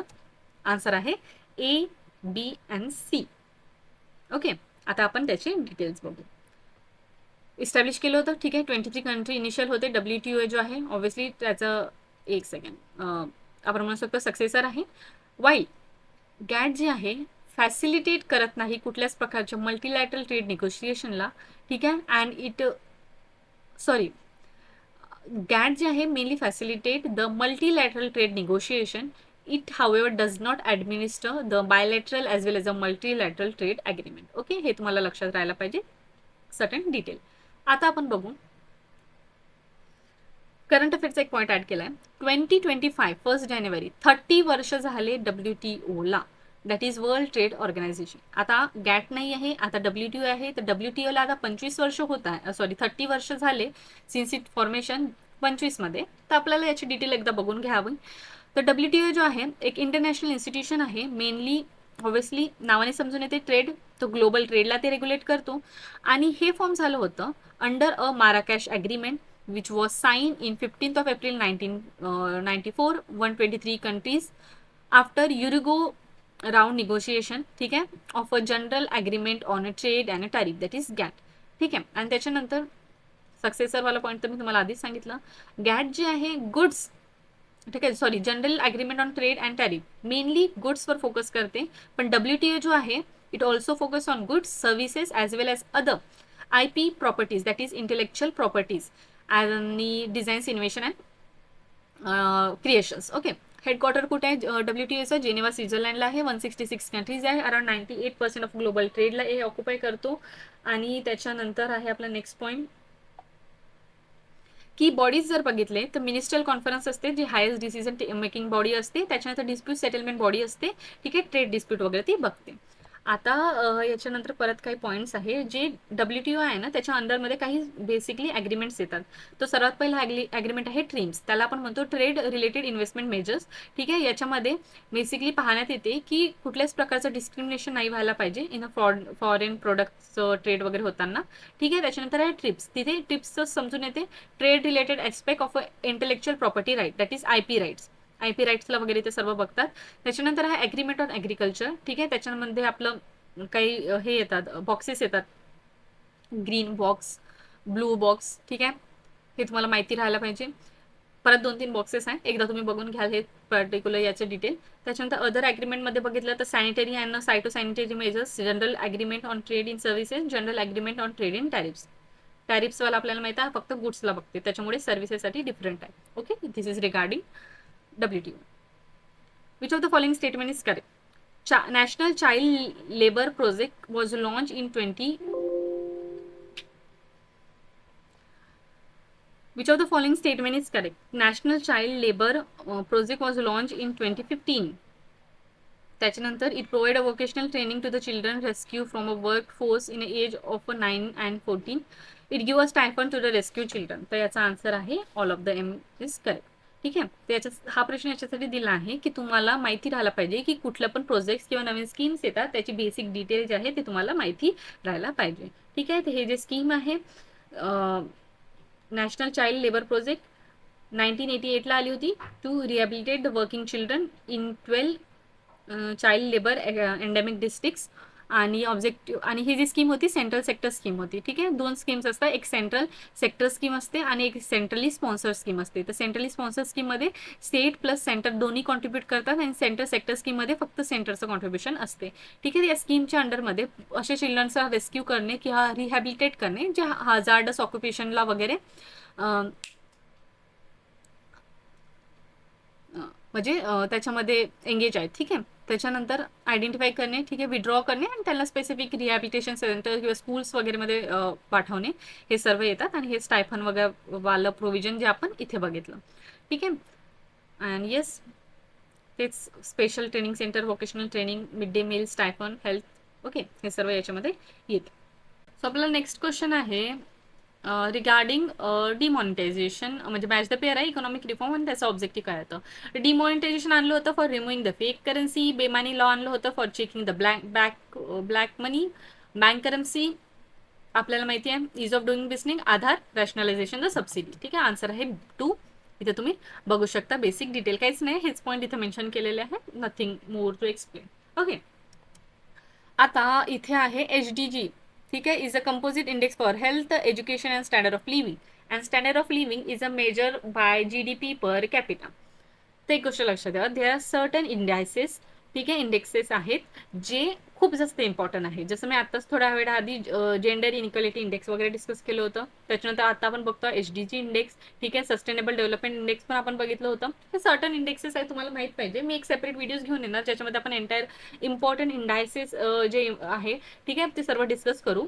पण आता सध्यासाठी लक्षात ठेवा इंडायसेस इम्पॉर्टंट आहेत. तर जेव्हा पण तुम्ही करंट अफेअर वाचता तर पर्टिक्युलर इंडायसेस त्यांचे क्रायटेरिया कोणी जे आहे पब्लिश केलं ते सर्व तुम्हाला लर्न करावं लागेल, बाय करावं लागेल. ठीक आहे, बाय करावं लागेल. तर याचा आन्सर आहे 1 ए इज करेक्ट. आता बघू हे जे आहेत HDG, ठीक आहे, UNDP थ्रू दिलं जाते. मेनली 3 डायमेन्शन हे कव्हर करतात. कुठले 3 डायमेन्शन आहेत तर सर्वात पहिले आहे लॉंग अँड हेल्दी लाईफ. या क्रायटेरियावर लाईफ एक्सपेक्टन्सी आहे बर्थ आणि लाईफ एक्सपेक्टन्सी इंडेक्स. ठीक आहे, हे दोन क्रायटेरिया म्हणजे इंडिकेटर आहे आणि हे डायमेन्शन आहेत. ठीक आहे, नॉलेजच्या बेसिसवर आपण बघू शकतो एक्सपेक्टेड इयर ऑफ स्कूलिंग काय होती आणि मीन इयर ऑफ स्कूलिंग. ठीक आहे, त्याच्यामध्ये एज्युकेशन इंडेक्स येतो. आणि थर्ड आहे डिसेंट स्टँडर्ड ऑफ लिव्हिंगच्या बेसिसवर बघितलं तर GNI gross national income per capita. ठीक आहे, ती GNI इंडेक्समध्ये येते, ना की GDP per capita. It is GNI. Basic difference असते. ठीक आहे, GDP ग्रॉस डोमेस्टिक प्रोडक्ट आणि ग्रॉस नॅशनल इन्कम. ठीक आहे, थोडा डिफरन्स असते, त्याच्यामुळे आपण म्हणू शकतो हा सेकंड ऑप्शन जो आहे बी रॉंग आहे. ठीक आहे, आणि एक गोष्ट लक्षात ठेवा, याचं जर बॅकग्राऊंड बघितलं आपलं या पर्टिक्युलर इंडायसेसचं तर बघा HDG इंडेक्सचं, तर it was basically develop by the Pakistan economics महालुक Haq. Okay, it is now use to access the country development. ठीक आहे, and it is basically the part of a United Nation development programme. आणि along which HDG, HDR also represent, that is Human Development Report also present multidimensional poverty index, inequality adjustment human development index, gender inequality index आणि gender development index. ठीक आहे, याच्यावर एकदा question आलेला आहे, तर हे 3 बद्दल तुम्ही वाचून घ्याल. ओके, आणि याच्यावर पण पुढे बघाल तुम्ही मल्टीडायमेन्शनल पॉवर्टी इंडेक्सवर पण प्रश्न आलेला आहे. आणि हे जे HDG आहे ना, it also embodies Amartya Sen capability approach. ठीक आहे, जे हेल्प करते to understand the human wellbeing. आणि further it also emphasise importance of a end over means. ठीक आहे, एंड शुड बी गोल म्हणजे good as compare to means. ह्या बेसिक कन्सेप्टवर पण हे वर्क करते. ठीक आहे, so moving to the next, Pradhan Mantri Jan Dhan योजना. आताच PYQ आताच थोड्या स्लाइड पहिले आपण डिस्कस केलं होतं. Jan Dhan is basically for the financial inclusion. आता फायनान्शियल इन्क्लुजन झालं तर ऑब्व्हियसली फायनान्शियल लिटरसी पण इन्क्रीज होणार. आणि फायनान्शियल लिटरसी आपण जसं सांगितलं जनधन योजनामध्ये काही पर्टिक्युलर स्कीम्स पण येतात अंडर. त्याच्यामध्ये एक होतं ज्याच्यामध्ये आपण इन्शुरन्स कव्हरला पण कन्सिडर करण्यात आलं होतं. म्हणून A, B आणि C is the answer. Okay, answer number 3. प्रधानमंत्री मी काही स्लाइड्समध्ये सांगितलं ना, प्रधानमंत्री मातृवंदनी सॉरी एक सेकंड, नाव मला सांगूनच दाखवूनच देते परत एकदा. हां, इथे बघा. हां, येस, मातृवंदन योजना. ठीक आहे, सुरक्षा विमा योजना, अटल पेन्शन, जीवन ज्योती. ओके, हे सर्व सिक्युरिटी स्कीम येतात. दॅट्स वाय तो आन्सर आपला कन्सिडर करण्यात येतो. ठीक आहे, इथे होतं ना.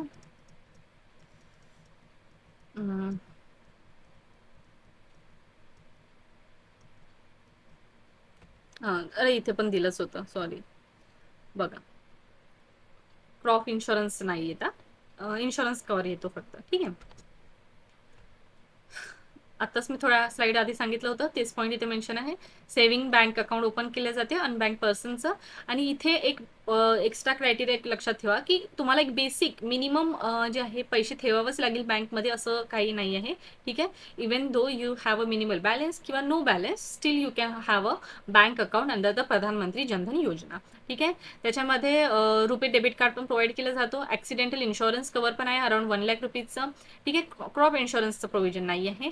ओव्हरड्राफ्ट फॅसिलिटी, ठीक आहे, overdraft facility up to 10,000 rupees पण प्रोव्हाइड केली जाते. Direct benefits transfer of any scheme, ठीक आहे, प्रोव्हाइड केली जाते याच्यामध्ये. आणि मी सांगितलं हे सर्व सब म्हणजे आपण काय म्हणतो सोशल सिक्युरिटी स्कीम्स पण याच्या आतमध्ये येतात.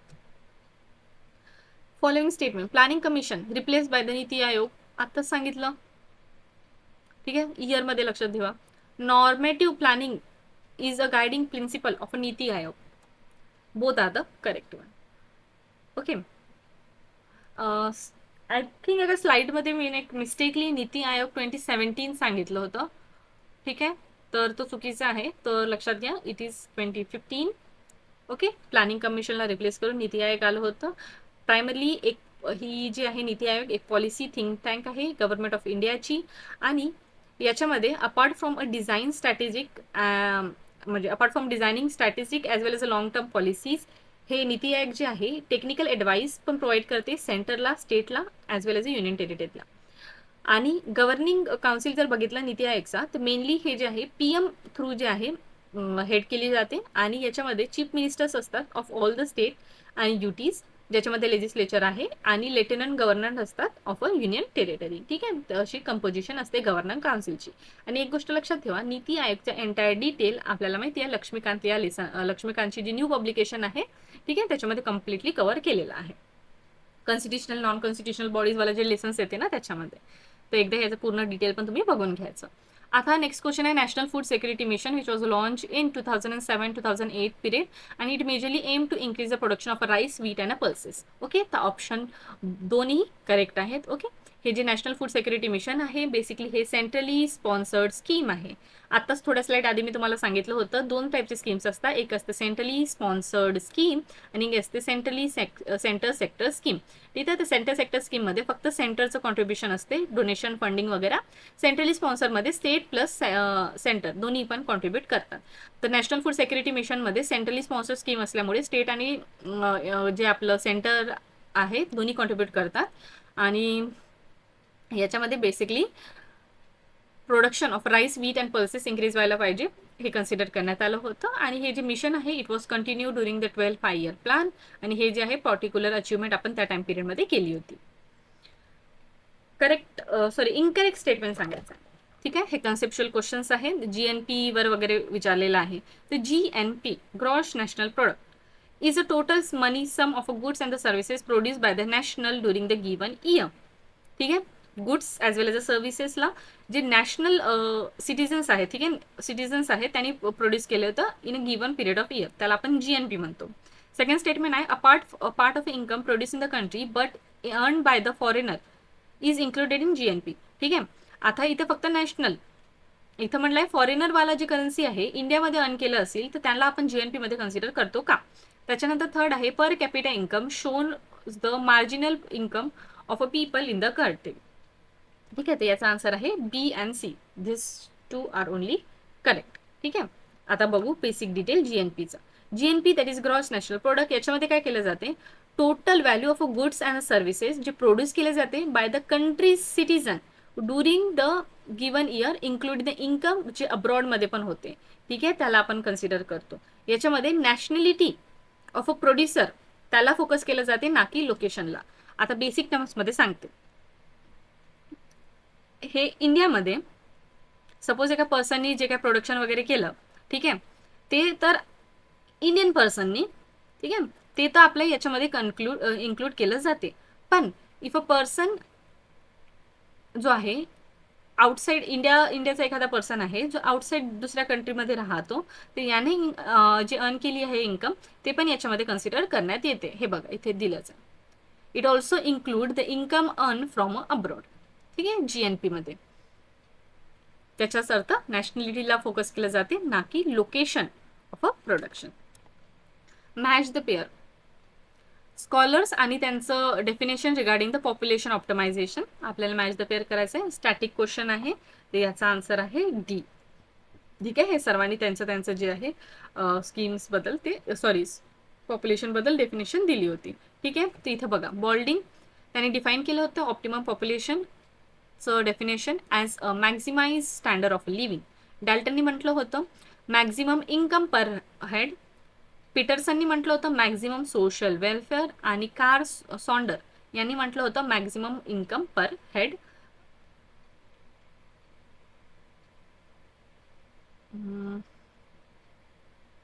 ओके,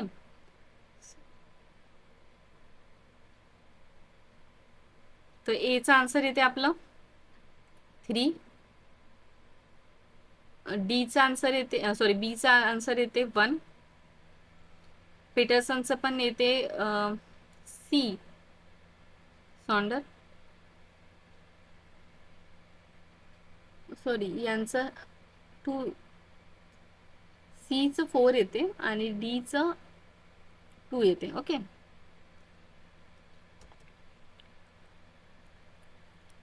इथे सेन्सस 2011 2019मध्ये पण प्रश्न होता, स्टॅटिक क्वेश्चन आहे. सांगितलं होतं register general of India, census commissioner, ठीक आहे, मिनिस्टर ऑफ होम अफेअर्स, सर्व आपण डिस्कस केलं होतं. ठीक आहे, बेसिक डिटेल. याचा आन्सर काय आहे? सी. 2021 कन्सेप्च्युअल क्वेश्चन आहे फ्रॉम डायरेक्टली इकॉनॉमी पोर्शन. आता याच्यामध्ये आपला सर्वात पहिला प्रश्न आहे की creeping inflation is a conducive for the economic growth and may have a favorable effect. During inflation, money increases. Inflation benefit a debitor. Inflation decreases the inequality of a income. ज्यांनी UPSCचं pre दिलं असेल त्या मुलांना माहिती असेल, हा प्रीमध्ये आलेला प्रश्न आहे. ओके, इन्फ्लेशन डेबिटर आणि ला बेनिफिट करते की नाही अशा रिलेटेड एक प्रश्न आला होता. ओके, सो बघा, इन्फ्लेशन ऑब्व्हियसली महागाई, याच्यावर प्रश्न आहे. करेक्ट आन्सर काय आहे? आपलं करेक्ट आन्सर आहे A and C. That is creeping inflation जे आहे कुठं ना कुठं इकॉनॉमिक ग्रोथला हार्म करते, ॲज वेल ॲज हा जो इन्फ्लेशन आहे तो डेबिटरला बेनिफिट करतो. आता इन्फ्लेशन त्यालाच आपण म्हणू शकतो price increase of a certain products of a certain नाही, price increase overall in the economy. ठीक आहे, आणि याच्यामध्ये काय होतं, when general price level increase, ठीक आहे, unit of a currency buy fewer goods as well as the services, and consequently inflation जे आहे somehow reflect करते reduction in a purchasing power of a people, and we can say that एक आपण म्हणू शकतो एक loss of a real value in a medium of exchange that is a money. ठीक आहे, हे झालं आपलं बेसिक डिटेल. थोडं तुम्हाला वाटू शकते की कन्फ्युजिंग आहे किंवा थोडी टर्म समजत नाही आहे, तर इकॉनॉमी ना तसंच असते. थोडं आता लक्षात ठेवा, इन्फ्लेशन महागाई, ठीक आहे, प्राइस जे असते प्राइस बेसिकली कमोडिटीचे इन्क्रीज होऊन जातात. ठीक आहे, आता प्राइस इन्क्रीज झाले तर आपण जे परचेस करतो, ठीक आहे, आपली जी पर्चेसिंग पॉवर असते ते कुठं ना कुठं डिक्रीज होते नॉर्मल पीपलची. ठीक आहे, तर purchasing power decreases or deteriorate due to increase in price. Increasing price that is inflation.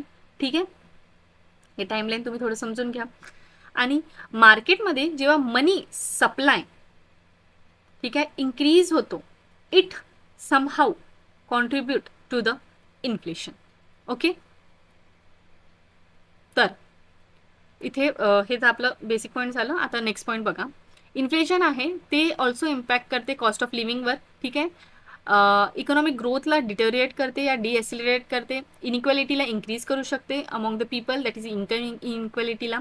त्याचबरोबर इन्फ्लेशन जे आहे ते अलाउ करते बॉरोवरला to pay lender back with the money worth less than it originally borrowed. ठीक आहे, and thus we can say that it somehow benefit the borrower, and statement C is a correct. Okay, borrower ला benefit केल्यामुळे आपण म्हणू शकतो it somehow, म्हणजे आपला C जो पॉईंट आहे तो बरोबर आहे. ठीक आहे, आता डिफरंट टाईप ऑफ इन्फ्लेशन असतात. त्याच्यामध्ये सर्वात पहिलं आहे क्रिपिंग इन्फ्लेशन. त्याचाच अर्थ आहे की प्राइस जे आहे ते इन्क्रीज तर होत आहे पण स्लो रेटमध्ये होत आहे. ठीक आहे, स्लोली हळूहळू वाढत आहे. ठीक आहे, याला आपण म्हणतो क्रिपिंग इन्फ्लेशन. ठीक आहे, क्रिपिंग आपण म्हणू शकतो हळूहळू वाढणं. त्याच्यानंतर वॉकिंग और ट्रोलिंग इन्फ्लेशन. आता वॉकिंग और ट्रोलिंगमध्ये काय होतं आहे, प्राइस राईट होते मॉडरेटली, ठीक आहे, at the rate of 3 to 7%, आणि वॉर्निंग सिग्नल देते कुठे ना कुठं गव्हर्नमेंटला की तुम्हाला आता जे आहे इन्फ्लेशनला कंट्रोल करावे लागेल किंवा इन्फ्लेशन रिलेटेड मेजर्स जे आहे कंट्रोल करावे लागेल. नंतर आहे रनिंग इन्फ्लेशन. नावाने समजून येते रॅपिडली प्राइसची वाढ होणे. ठीक आहे, ॲडव्हर्सली इफेक्ट करते इकॉनॉमीला. आता नेक्स्ट आहे human capital index. Suggested in a World Development Report 2019 is a measure in terms of a productivity of a next generation of a worker. HCI range from 0 and 1. तर याचा correct answer सांगायचं आहे तर दोन्ही answer correct आहे. हे जे human capital index असते वर्ल्ड बँक थ्रू रिलीज केलं जाते. ठीक आहे, आणि हे जे आहे वर्ल्ड डेव्हलपमेंट रिपोर्टचा पार्ट आहे. ठीक आहे, त्याच्यानंतर हे त्यांची रँकिंग होती त्या टाइमच्या हिशोबाने. ओके, आणि हे बेसिक क्रायटेरिया म्हणजे कन्सिडर करण्यात येते while considering the human capital index. Okay, आणि ते 0 to 1 पर्यंत त्याचं जे आहे रेंज असतो कॅल्क्युलेट करण्यासाठी. मग 11th 5-year प्लॅन बद्दल विचारलं आहे. 27 मॉनिटरिंग टार्गेट्स होते, were divided into majorly किती criteria, it is a 6 criteria. ठीक आहे, आपण 11th 5-year प्लॅन बद्दल सर्वच डिटेल वाचली होती. ठीक आहे, हे सर्वच आपण म्हणजे काय बेसिक जे डिटेल्स होते तिथं बघितलं होतं. आणि एक गोष्ट आपलं राहिलं होतं ते डिस्कस करायचं, ते होतं सी रंगराजन जे होते, ठीक आहे, त्यांच्या थ्रू जे होतं 11 फायर प्लॅन प्रिपेअर करण्यात आलं होतं. हे टार्गेट्स आपण आधीच बघितले होते. त्याचबरोबर 27 टार्गेट्स होते आणि 6 क्रायटेरिया होते. आणि 6 क्रायटेरिया काय होते हे पण आपण सर्व बघितलं. आता एसडीजी बद्दल प्रश्न आहे. एसडीजी तर मी तुम्हाला आताच एक कलरफुल वाला चार्ट दाखवला होता काही स्लाइड्स आधी, ठीक आहे. तर इथं आपल्याला विचारलं आहे एसडीजी बद्दल, ठीक आहे. United Nation conference sustainable development held in Rio de Janeiro 2015 year बघा, ठीक आहे. Sustainable development goal otherwise known as a global goal. SDG replace the millennium development goal MDGs आणि SDG come into effect in जानेवारी 2012. तर answer आहे आपला बी आणि C, ठीक आहे. 2015 मध्ये झालं होतं का? नाही. रिओ डी जानेरियोचं कॉन्फरन्स 2012 मध्ये झालं होतं, ठीक आहे. दॅट्स वाय हे रॉंग आहे. आणि ही जी पहिली समिट झाली होती ते 1992च्या टाइमला झाली होती. 20 इयरचा gap. Rio plus summit Rio 20, ठीक आहे. रिप्लेस करतात, बरोबर आहे. एमडीजी पहिले होते, मग एसडीजी आले. ग्लोबल गोल्स त्यांना म्हणण्यात येते, ठीक आहे. केम इन टू इफेक्ट फ्रॉम 2012, हे पण रॉंग आहे. सो बी आणि सी आन्सर आहे. याच्यानंतर आहे पेन्शन स्कीम. प्रधानमंत्री Shram Yogi Maandhan Yojana is applicable for, कोणासाठी अप्लिकेबल आहे? तर बेसिकली हे तिन्ही जे इथे क्रायटेरिया मेन्शन आहे, construction worker, audio visual worker as well as a mid day meal worker, या तिघींसाठी जे आहे ही स्कीम अवेलेबल आहे, ठीक आहे. त्याचबरोबर street vendor, washerman, cobbler, brick kills, ठीक आहे. हे सर्व जे आहे त्याचाच अर्थ आहे की जे स्मॉल वर्कर्स आहे अनऑर्गनाइज सेक्टर्सचे, त्यांच्या सर्वांसाठी ही स्कीम आणण्यात आली होती. त्याचबरोबर ही स्कीम जी आहे 15 फेब्रुवारी 2019 मध्ये आणण्यात आली होती बाय द सेंट्रल गव्हर्नमेंट. आता इनकरेक्ट स्टेटमेंट सांगायचे आपल्याला नेट नॅशनल प्रोडक्ट बद्दल, दॅट इज NNP. आता थोड्या स्लाइड पहिले आपण पाहिलं तर GNP ग्रॉस नॅशनल प्रोडक्ट. आता आपण बघू नेट नॅशनल प्रोडक्ट. आता जेव्हा याच्यामध्ये काय येणार, it shows a net production of a goods as well as the services produce in a given financial year adjusted by a net factor income from abroad, ठीक आहे. नेट फॅक्टर इन्कम फ्रॉम अब्रोडला minus केल्यानंतर जे आहे from GNP ही जे value येते net national product असं त्यांनी म्हटलं आहे पहिल्या स्टेटमेंटमध्ये. Second, it exclude the export as well as the import but not a factor income from abroad, ठीक आहे. फॅक्टर इन्कमला जे आहे ते फ्रॉम अब्रोड त्याला जे आहे एक्सक्लूड करते, ठीक आहे. बट इन्क्लूड करते इम्पोर्ट आणि एक्सपोर्टला. त्याच्यानंतर आहे it is call as a net because it deduct a capital depreciation from a total national income. तर आपला आन्सर आहे, ठीक आहे. याच्यामध्ये ना ऑप्शन थोडेसे रॉंग होते. तर आता आपण याची एकदा बेसिक डिटेल बघून घेऊ. आणि दॅट्स वाय हा क्वेश्चन जो होता MPSCने त्या टाइमला कॅन्सल केला होता. आता आपण बेसिक डिटेल एकदा बघून घेऊ. तर एक नेट नॅशनल प्रोडक्ट जे असते त्याच्यामध्ये काय असते, बेसिकली मार्केट व्हॅल्यू असते of all the finish goods as well as a services, ठीक आहे. गुड्स आणि सर्व्हिस दोन्ही केले जातात कन्सिडर, जे प्रोड्यूस केले जाते सिटीजन ऑफ इंडिया और citizen of a nation living domestically as well as internationally during the year, ठीक आहे. आता मी तुम्हाला आधीच सांगितलं होतं अब्रॉडमध्ये राहिलं त्यांची पण इन्कम इंडियाच्या याच्या क्रायटेरियामध्ये कन्सिडर करण्यात येते, ठीक आहे, नॅशनल प्रोडक्टच्या याच्यामध्ये. आता नेट नॅशनल प्रोडक्ट आणण्याचा अर्थ आहे, नेट याचा अर्थ असा आहे की याच्यामध्ये डेप्रिसिएशन जे असते from a gross national product त्याला मायनस केलं जाते. दॅट इज ग्रॉस नॅशनल प्रोडक्टमधून आपण जेव्हा डेप्रिसिएशन मायनस करतो तेव्हा आपल्याला नेट नॅशनल प्रोडक्ट मिळते. It consider all the goods products as well as a services in respective कुठल्या लोकेशनमधून ते हे होत आहे, ठीक आहे. जर ते इंडियन कंट्रीजचे जे सिटीजन आहे त्यांच्या थ्रू केलं असेल प्रोड्यूस, ठीक आहे, तर त्याला ह्याच्यामध्ये आपण कन्सिडर करतो, ओके. आणि बघा इथं दिलं आहे एक पॉईंट लक्षात ठेवा, नेट नॅशनल प्रोडक्ट जे आहे ॲट अ फॅक्टर कॉस्ट. हे थोडं टेक्निकल आहे, सध्या इथे एक्सप्लेन करता नाही येणार पूर्ण डिटेली, पण सध्यासाठी फक्त ही लाईन थोडं वाचून तुम्ही समजून घ्यायचे प्रयत्न कराल, ठीक आहे. तर net national product at factor कॉस्टमध्ये काय असते, it is a sum of a net value contribute by all the producer in the country's local territory net factor income from outside, ठीक आहे. ऑल द प्रोड्युसर एक factor income वाला criteria असतो, त्याच्यामध्ये प्रोड्युसरला consider केल्यात येते आणि एक मार्जिनल कॉस्ट वगैरे काही सर्टन टर्म्स आहेत, थोडे टेक्निकल आहेत.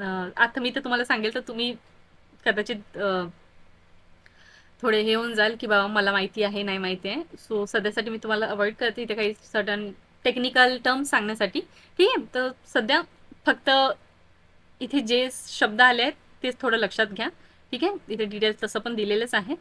ओके, बस तुम्हाला जर काही शब्द इथले नवीन वाटत असेल तर then please do revise the economic section, और प्लीज तुम्ही वाचले नसेल तर एकदा इकॉनॉमी चांगल्याने प्रिपेअर करून घ्या. ओके, मग NNP gross national product minus depreciation. Okay, मग इथे तेच आहे factors. Okay, nothing to worry. आता नेक्स्ट आहे real estate regulation and development act. 3 statement आहे 2016 मध्ये पास होतं. Aim of protecting interest of a home buyer not applicable for the state of Jammu and Kashmir. आणि नेक्स्ट आहे which of the following is not a millennium development goal. आताच आपण काही slide पहिले millennium development गोल discuss केले होते. या 2 क्वेश्चनचा जे आन्सर आहे तुम्हाला मला कमेंट सेक्शनमध्ये द्यायचं आहे. मी इथे आन्सर टिक केलेला नाही आहे. ठीक आहे, डायरेक्ट लिहायचं रिअल इस्टेटवाला क्वेश्चन, त्याचा आन्सर लिहून घ्यायचं कमेंटमध्ये. 2-3 शब्द टाईप केलं तरी काही नाही होणार. Please do comment. ठीक आहे, एंटायर डिटेल. आता which of the following statement correct सांगायचे आहे regarding the goal achieve by the national population policy 2000. त्याचा आन्सर आहे CND. हे जे 2 गोल्स आहे हे अचीव केले होते. रेस्ट ऑफ द गोल्स जे आहे आपण अचीव नव्हतं केलं. ठीक आहे, नॅशनल पॉप्युलेशन पॉलिसी जी आहे सेंट्रल गव्हर्नमेंट थ्रू आणण्यात आली होती. It was a second population policy. याच्यामध्ये majorly unmet need of a contraceptive जे असते ते प्रोव्हाइड करण्यात आले होते लोकांना. त्याचबरोबर हेल्थ इन्फ्रास्ट्रक्चर आणि पर्सनल हेल्थ जे पर्सनल्स असतात, ठीक आहे, पर्सन्स असतात त्यांचं वगैरे जे आहे नंबर इन्क्रीज करण्यात आलं होतं. त्याचबरोबर आपलं एक जे टोटल फर्टिलिटी रेशिओ असतो त्याच्यामध्ये पण जे आहे ते रिड्यूस व्हायला पाहिजे. त्याचे रिलेटेड मेजर्स गव्हर्नमेंटने आणले होतं. आणि एक लॉंग टर्म ऑब्जेक्टिव्ह होतं की बाय 2045 आपला जो कंट्रीचा पॉप्युलेशन आहे तो स्टेबल पॉप्युलेशन हो. ठीक आहे, त्याचबरोबर सर्टन विजन्स पण आणले होते. हे सर्व इथे विजन्स आहे, एकदा तुम्ही बघून घ्याल. ठीक आहे, त्याच्यामध्ये आपण म्हणू शकतो infant mortality rate, maternal mortality rate, ठीक आहे, इम्युनायझेशन, डिलेइंग ऑफ मॅरेज. ठीक आहे, हे सर्व प्रोव्हिजन्स रिलेटेड टू हेल्थ सर्व गव्हर्नमेंटने आणलं होतं in the national population policy. ठीक आहे, आता इथे मॅच द पेअर आपल्याला करायचे आहे. नाही, इथे मॅच द ऑब्वियस पहिलेपासूनच केलं आहे. इथलं कुठलं करेक्ट आहे ते आपल्याला सांगायचं आहे. ठीक आहे, बँक आणि बँकचं स्लोगन, तर आन्सर आहे हे सर्व करेक्ट आहे. ठीक आहे, जितके स्टेटमेंट इथे दिलेले आहे.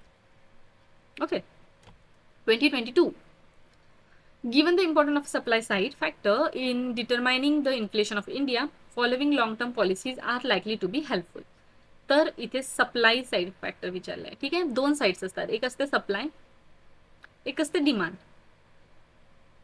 ठीक आहे, तर इन्फ्लेशनला सप्लाय साईडमुळे कुठले फॅक्टर जे आहे आपण म्हणू शकतो इम्पॅक्ट करत आहे.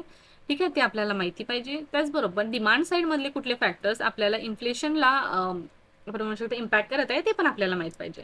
ठीक आहे, तर इन्फ्लेशनला सप्लाय साईडमुळे सप्लाय, ठीक आहे, तर changing production pattern, calibrate import policy, focus on transportation, storage infrastructure for a perishable commodities. ठीक आहे, तर हे जे आहे सर्वच फॅक्टर कुठे ना कुठे सप्लायशी लिंक करताय. आपल्याला माहिती आहे प्रोडक्शन म्हटलं तर सप्लाय साईडनेच येणार. इम्पोर्ट पॉलिसी म्हटलं ऑब्व्हियसली कुठे ना कुठे सप्लाय केलं जाते. ट्रान्सपोर्टेशन, ठीक आहे, ट्रान्सपोर्ट करणार कधी, जेव्हा डिमांड राहणार. तर ट्रान्सपोर्ट करून आपण सप्लाय जे आहे प्रोव्हाइड करतो टू द डिमांड सेक्टर. ठीक आहे, म्हणजे डिमांड ज्या एरियामध्ये आहे त्याच्यामुळे हा पण सप्लाय साईडमध्ये येते.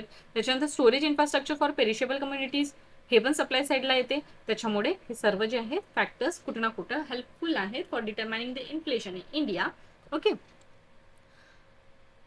हे इथे तेच पॉईंट दिलेले आहेत. ओके, आता which of the following not consider by calculating physical quality of a life index. ठीक आहे, तर पर कॅपिटा इंडेक्सला जे आहे कॅल्क्युलेट नाही केलं जात, बाकी तिन्ही जे फॅक्टर्स आहेत ते कॅल्क्युलेट केलं जाते. आता इथे आहे which of the following is true regarding a total poverty gap. तर टोटल पॉवर्टी गॅपबद्दल कुठली स्टेटमेंट करेक्ट आहे. तर बघा, टोटल पॉवर्टी गॅप काय असते. Total poverty gap basically measure करते टोटल अमाऊंट ऑफ इन्कम जे नेसेसरी असते to raise everyone below the poverty line up to that line. Okay, हे त्याची डेफिनेशन आहे. ओके, इथे सर्व डिटेल्स दिले आहे. बघा, पॉवर्टी गॅप बेसिकली एक रेशो असते ज्याच्यामध्ये mean income of a poor which fall below the poverty line. Suppose ही लाईन असेल, याच्यामध्ये किती लोक जे आहेत बेसिकली पॉवर्टी लाईनच्या अंडरमध्ये फेल करतात. ठीक आहे, त्या सर्व जे आहे पॉवर्टी म्हणजे बेसिकली एक पॉवर्टी लाईन असते. ठीक आहे, पुअर किती त्याच्या अंडर येतात त्याला आपण म्हणतो बिलो पॉवर्टी लाईन, त्यालाच आपण म्हणतो BPL. आपल्याला माहित असेल काही लोक BPL मध्ये येतात. ठीक आहे, त्यांचं राशन कार्ड सेपरेट कलरचं असतो, कुठल्या कलरचं असतो ते पण तुम्ही कमेंटमध्ये एकदा सांगू शकता. ठीक आहे, तर BPL पॉवर्टी लाईन जी आपण गव्हर्नमेंटने डिसाईड केली आहे त्याच्या अंडरमध्ये काही त्याच्या खाली काही जे लोक येत असतील त्याला आपण BPL कम्युनिटी म्हणतो, that is below poverty line people. Okay, आणि पॉवर्टी लाईनवर, पॉवर्टी गॅपवर, पॉवर्टी रिलेटेड कमिटीजवर खूप प्रश्न आले आहेत. सो पॉवर्टी रिलेटेड सर्व जे टॉपिक्स आहे किंवा इन डेप्थ अनालिसिस जे आहे तुम्हाला करायला पाहिजे. आता नेक्स्ट क्वेश्चन आहे, which of the following programme has been supported by the United Nations Development Program along with the government of India for the poverty reduction and the livelihood promotion. ठीक आहे, तर गव्हर्नमेंटनी ते चारही प्रोग्रामला सपोर्ट केले होते. हे जनरल क्वेश्चन आहे, आपण इथं कुठल्याच प्रकारचं एलिमिनेशन नाही करू शकत. That's why all of the option are correct. अशा प्रकारे तुम्ही थोडं गेस वर्क पण करू शकता. इथे आहे गव्हर्नमेंटनी जेंडर बजेटिंग कधी ऍड केली होती, तर जेंडर बजेटिंग गव्हर्नमेंट ऑफ महाराष्ट्राने पर्टिक्युलरली 2013 मध्ये ऍड केली होती. आता जेंडर बजेटिंग काय असते, जेव्हा आपण बजेट हा लेसन चांगल्याने वाचतो तिथे जेव्हा आपण झिरो बजेटिंग वगैरे सर्व टॉपिक्स वाचतो त्याच्यामध्ये एक जेंडर बजेटिंग पण टॉपिक येतो, तेव्हाच आपल्याला माहिती होते की जेंडर बजेटिंगमध्ये बेसिकली असं टाईपचे काही फिस्कल इनोव्हेशन आहे ज्याच्यामध्ये जेंडर पर्स्पेक्टिव्हने जे आहे बजेटरी अलोकेशन केलं जाते, जे कुठं ना कुठं वुमेन एम्पॉवरमेंट आणि जेंडर डिस्पॅरिटीला ॲड्रेस करण्यासाठी हेल्पफुल राहते. ओके, आणि इंडियामध्ये इंट्रोड्यूस केलं होतं बेसिकली 2005-2006च्या टाइममध्ये, पण महाराष्ट्र गव्हर्नमेंटने 2013च्या टाइममध्ये पर्टिक्युलरली ऑन द स्पॉट आणलं होतं. त्याच्यानंतर which of the following has a lowest child sex ratio in 2011, ते होतं महाराष्ट्र स्टेट. ओके, मग which of the following according to the world bank are the critical issues to be address in the Indian urbanisation. ठीक आहे, कुठले issues आपल्याला address करायला पाहिजे, तर ऑल ऑफ द अबो. ठीक आहे, ऑब्व्हियसली हे सर्वच इश्यूज अर्बन एरियामध्ये आहेत, तर आपल्याला हे चारही इश्यू जे आहेत ॲड्रेस करायला पाहिजे. त्याच्यानंतर इथे आहे GII, that is gender inequality index. आताच काही स्लाइड पहिले पण मी तुम्हाला सांगितलं होतं काही टॉपिक्स आपल्याला माहीत राहायला पाहिजे आणि काही इंडेक्सेसवर वारंवार प्रश्न येत आहेत. ठीक आहे, तर जेंडर इनइक्वॅलिटी इंडेक्स मेजरली हे जे आहे इट प्रमोट करते insight into the gender डिस्पॅरिटी in the health empowerment and the market label. Higher value of a GII indicate a worsen achievement. Empowerment dimension is partly measured by the share of a parliamentary seat held by the gender. तर answer आहे याचा all of the above. ठीक आहे, तिन्ही याच्यामध्ये consider करण्यात येते. आणि जेंडर इनइक्वॅलिटी इंडेक्स कोणी दिले जाते, UNDP. आणि एक गोष्ट लक्षात ठेवा, हे आपण ह्युमन डेव्हलपमेंट रिपोर्टच्या अंडरमध्ये येतात. ठीक आहे, कुठले कुठले परत 3-4 येतात हे पण आपण काही स्लाइड पहिले डिस्कस केलं होते, म्हणून मी इथं वारंवार डबल डिस्कस करणार नाही. ठीक आहे, ज्यांना नसेल माहीत एकदा परत बघून घ्या. आणि हे बघा, जेंडर इनइक्वॅलिटी इंडेक्समध्ये रिप्रोडक्शन हेल्थ, एम्पॉवरमेंट आणि लेबर मार्केट बघलं जाते. रिप्रोडक्शन हेल्थमध्ये maternal mortality rate, adolescent fertility rate. Okay, आणि एम्पॉवरमेंटमध्ये पार्लमेंटमध्ये किती रिप्रेझेंटेशन आहे आणि educational attainment that is secondary लेवलमध्ये आणि त्याच्यापेक्षा अबोव. ठीक आहे, ते दोनला आपण इथे कन्सिडर करतो. आणि त्याच्यानंतर इथं आहे लेबर मार्केटमध्ये स्पेसिफिकली लेबर फोर्स पार्टिसिपेशनला बघण्यात येते. त्याच्यानंतर इथे दिला आहे goal wise performance of India in a NITI Aayog SDG index report. ठीक आहे, या इयरचं आपल्याला आत्ताच थोड्या वेळ आधी बघितलं होतं. SDG इंडियन इंडेक्स रिपोर्टवर PYQ आला होता 20, ज्याच्याच पहिला वर्ष, याच्या आधीचं वर्ष या 2 वर्ष आधीचं. ठीक आहे, repeated theme, repeated topic, repeated. ठीक आहे, सो प्लीज 2025चा जो पेपर आहे त्याच्यासाठी 2024चा पूर्ण क्वेश्चन पेपरला चांगल्याने अनालाइज करून घ्या. आणि याचा आन्सर काय आहे, याचा आन्सर आहे आपला both of the options are correct. ठीक आहे, त्याच्यानंतर SDG नाही, इथे MDG वर प्रश्न विचारलेला आहे, या कुठले कुठले अचिव्हमेंट आपण म्हणजे अचीव्ह केलेले आहे त्याच्याबद्दल. India is achieve the poverty reduction in a even number. ठीक आहे, हे रॉंग स्टेटमेंट आहे. हे दोन जे आहे आपण अचीव्ह केलेले आहेत. ओके, त्याच्यानंतर आहे name of a online platform जे ministry of women and child डेव्हलपमेंटने आणलं होतं, तर ते आहे आपलं महिला हट. ठीक आहे, E-हट हे जे आहे आपलं वुमेन अँड चाइल्ड डेव्हलपमेंटने आणलं होतं. आता यांचं डिटेल बघून घ्या. One stop centre scheme centrally sponsor scheme आहे. वुमेन अँड चाइल्ड म्हणजे वुमेन अँड चाइल्ड डेव्हलपमेंट मिनिस्ट्रीच्या अंदर. पॉप्युलरली या स्कीमला सखी स्कीम पण म्हणलं जाते. त्यांचं मेन एम आहे की जे डोमेस्टिक व्हायलन्स वगैरे होतात अगेन्स्ट वुमेन, त्याचबरोबर any type of a violence, ठीक आहे, याच्या अंडर कन्सिडर केलं जाते. आणि याची जी फंडिंग आहे बेसिकली निर्भया फंडमधून केली जाते. आता स्वाधार स्कीम मध्ये काय आहे, ministry of human and child डेव्हलपमेंटनीच लॉन्च केली आहे. आणि रिहॅबिलिटेशन सेंटर आहे बेसिकली, ठीक आहे, जे पण वुमेन कुठल्या टिपिकल सिच्युएशनमध्ये असतात त्यांच्यासाठी प्रोव्हाइड केलं जाते. शेल्टर, फूड अँड क्लोथिंग पण पूर्ण प्रोव्हाइड केलं जाते. आणि इथे बघा ऑनलाईन प्लॅटफॉर्म म्हणून हा ई हट आला. बेसिकली हे दोन्ही जे आहेत ते आपलं ministry of women and child डेव्हलपमेंटने आणलेलं आहे. 2023चे क्वेश्चन्स बघू आता. Which of the following are the major policy intervention are the part of a land reform in India? काही साईड पहिलेच आलं होतं हा सेम प्रश्न, ठीक आहे. तेव्हा मी तुम्हाला सांगितलं होतं हा आपलं GS3 मधला येते, मेन्समध्ये डायरेक्ट टॉपिक आहे, ठीक आहे. आठवलं असेल तुम्हाला आता. तर बघा रिपिटेशन आहे PYQचं आणि थीम रिपिटेशन आहे. That's why please do prepare the PYQs properly along with the analysis. ऑप्शनचं अनालिसिस करायचं, जसं मी आता तुम्हाला तसं सांगतच आहे 2019 to 2024, पण बाकी प्रिव्हियस इयरचे पण तुम्ही करू शकता, ठीक आहे. तर याचा आन्सर काय ना, all of the above. Annapurna योजना बेसिकली अन्नपूर्ण योजनामधले सिनियर सिटीजन, ठीक आहे, जे नॅशनल ओल्ड एज पेन्शन स्कीमच्या अंडरमध्ये नाही आहे ते सर्व जे आहे अन्नपूर्ण योजनाच्या अंडरमध्ये येतात, ठीक आहे. बेसिकली ते सिनियर सिटीजन म्हटलं तर त्यांची एज 65 किंवा 65 पेक्षा जास्त आहेत, ठीक आहे, ते याच्यामध्ये कन्सिडर करण्यात येते. आता नंतर आहे balance growth rate aim at, ठीक आहे. याचं आपल्याला सांगायचं आहे the balance growth rate basically it aim for equality between the growth rate of income, growth rate of output आणि growth rate of a national resources. Okay, तिन्ही याच्यामध्ये येतात. त्याच्यानंतर आहे अर्बनायझेशन मीन्स. आता अर्बनायझेशन म्हणजे काय असते, ठीक आहे, हे तुम्हाला सांगायचं आहे. याचा आन्सर तुम्ही मला कमेंट सेक्शनमध्ये देणार, ठीक आहे. कमेंटमध्ये प्लीज आन्सर्स द्या, ठीक आहे, थोडं एंगेजमेंट वाढवा. त्याच्यानंतर since July 1991 comprehensive liberalization means comprehensive liberalization measures has been taken, ठीक आहे, to improve the supply side of economy. Which of the following important point were considered? तर लिबरलायझेशन आणण्यात आलं, थोडी पॉलिसीज लिबरल केले, ठीक आहे. काही रेस्ट्रिक्शन जे आहेत ते हटवण्यात आले होते पॉलिसीजमध्ये, ठीक आहे. तर ट्रेड आणि कॅपिटल इन्फ्लो रिफॉर्म आणलं होतं. Industrial deregulation, disinvestment and public enterprise reform and financial sector reform. तर याचा आन्सर आहे आपलं डी. हे सर्व याच्यामध्ये येणार. आणि हा याचा आन्सर राहिलं होतं if deprivation score of a household is 33.3% or greater then the particular household is considered to be a multi-dimensional poor. Okay. Liberalization policies, LPG reform, LPG liberalization, privatization and globalization. Entire detail prepare करा. मेन्ससाठी पण important आहे as well as अ प्रिलिम्ससाठी पण important आहे.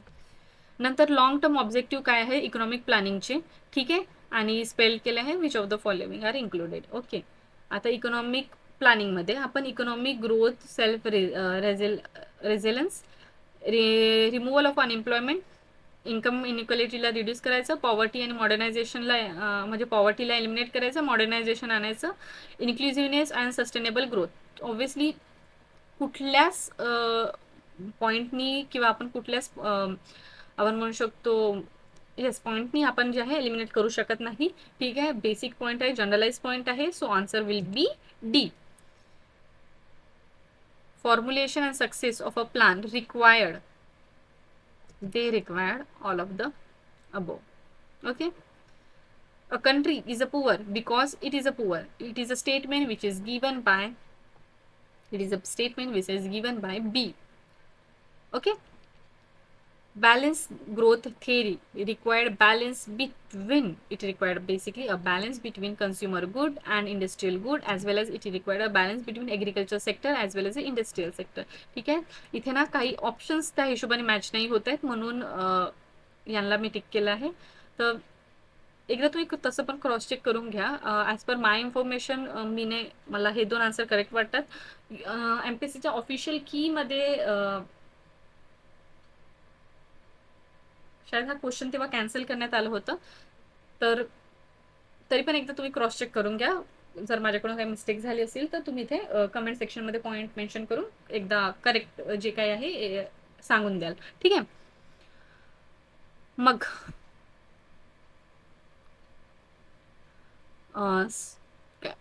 सुपरेंटर, ठीक आहे, यांच्या according development is a discontinuous and spontaneous change in a stationary state, while growth is a gradual as well as a steady change in a long term which come by the gradual increase in a rate of a saving as well as a population.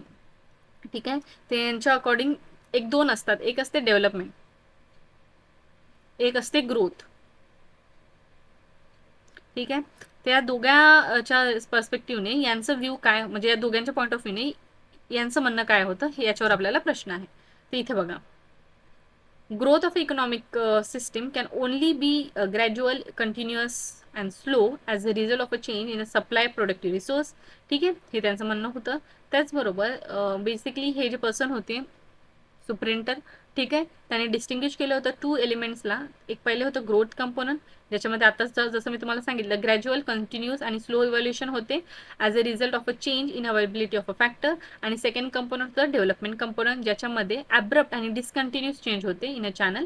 ठीक आहे, of outflow as a result, त्याच्यामुळे in the technical असो किंवा social environment असो. ठीक आहे, तर हे दोन पॉईंटच्या अकॉर्डिंग आपला हा आन्सर येऊन जाणार. ओके, आता रंगरंजन कमिटी 2014 मध्ये त्यांनी डिफाईन केली होती पॉवर्टी लाईन फॉर 2011 अँड 2012. ठीक आहे, त्याच्या अकॉर्डिंग किती पैसे म्हणजे पर कॅपिटा कन्झम्पशन या एक्सपेंडिचर राहायला पाहिजे रुरल आणि अर्बन एरियामध्ये, तर ते आहे 47 आणि 32. Okay, respectively. मग 2014 मध्ये government implement which of the following scheme for a financial inclusion. तर कुठली स्कीम त्यांनी आणली होती, तर प्रधानमंत्री जनधन योजना. बघा किती जास्त रिपिटेशन आहे या स्कीमवर. जेंडर बजेटिंग, आताच 2 स्लाइड पहिले आपण बघितलं होतं. जेंडर बजेटिंग महाराष्ट्राने 2013 मध्ये आणली होती. ठीक आहे, तर त्याच्यावर एक प्रश्न आहे. त्याच्यामध्ये काय आहे, इंडिपेंडंट प्रोव्हिजन दिले जाते for the women in a gender, sorry, in a general budget.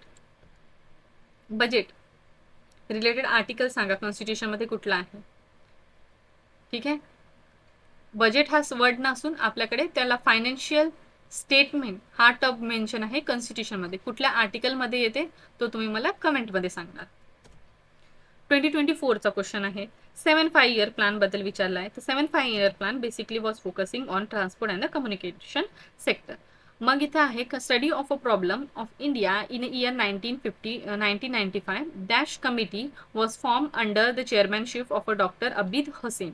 ठीक आहे, तर स्मॉल इंडस्ट्रीसाठी ही कमिटीचं फॉर्मेशन करण्यात आलं होतं. मग according to the Gunnar Myrdal, त्याच्या आधी एक प्रश्न आहे बघा इथे, relative poverty majorly depend on. Relative poverty म्हणलं आहे तर ऑब्व्हियसली कम्पेअर करणार कुठं ना कुठं दोन ग्रुप्सला, त्याच्यामुळे comparing two income group the lower income group become in a poverty line. Relative म्हणलंय तर विथ रिस्पेक्ट टू समथिंग राहणार, तर विथ रिस्पेक्ट टू हायर आणि लोअर ग्रुप, तर लोअर ग्रुप आलं इथे ह्याच पॉईंटमध्ये डिस्कस केलाय म्हणून ऑप्शन सी येणार. मग Gunnar Myrdal the role of a government in economic development should follow. ठीक आहे, म्हणजे यांच्याबद्दल काय सांगायचं आहे, तर बेसिकली यांनी effect of a spread, sorry, affecting the spread effect by the neutralisation backward effect यांच्याबद्दल त्यांनी बोललं होतं. ठीक आहे, हे जे आहेत ना स्टॅटिक मधले डिस्कशन आहे. ठीक आहे, स्टॅटिक मध्ये आपण हे सर्व वाचतो, दॅट्स वाय हा पॉईंट आपण स्टॅटिक मध्ये चांगल्याने कव्हर केलेला असेल. इथे मी तुम्हाला तेवढं डिटेलिंग नाही सांगणार आणि टाइम पण खूप लागेल आणि ऑब्व्हियसली लेंदी होऊन जाईल व्हिडिओ. बाकी पण क्वेश्चन्स आपल्याला कव्हर करायचे, that's why do cover it in a static part.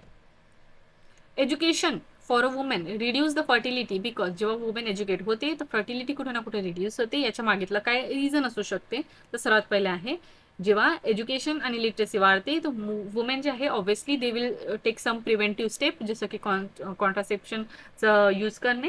त्याचबरोबर इकॉनॉमिक कंडिशन जर वाढली तर कुठे ना कुठे women will take a liberal decision, म्हणजे ते डिसिजन्स वगैरे थोडे घेणार. ठीक आहे, ओपनली, आणि जे काय आहे फर्टिलिटी रिड्यूस करण्यासाठी पण हेल्पफुल राहू शकते, त्याच्यामुळे सी आणि डी येणार.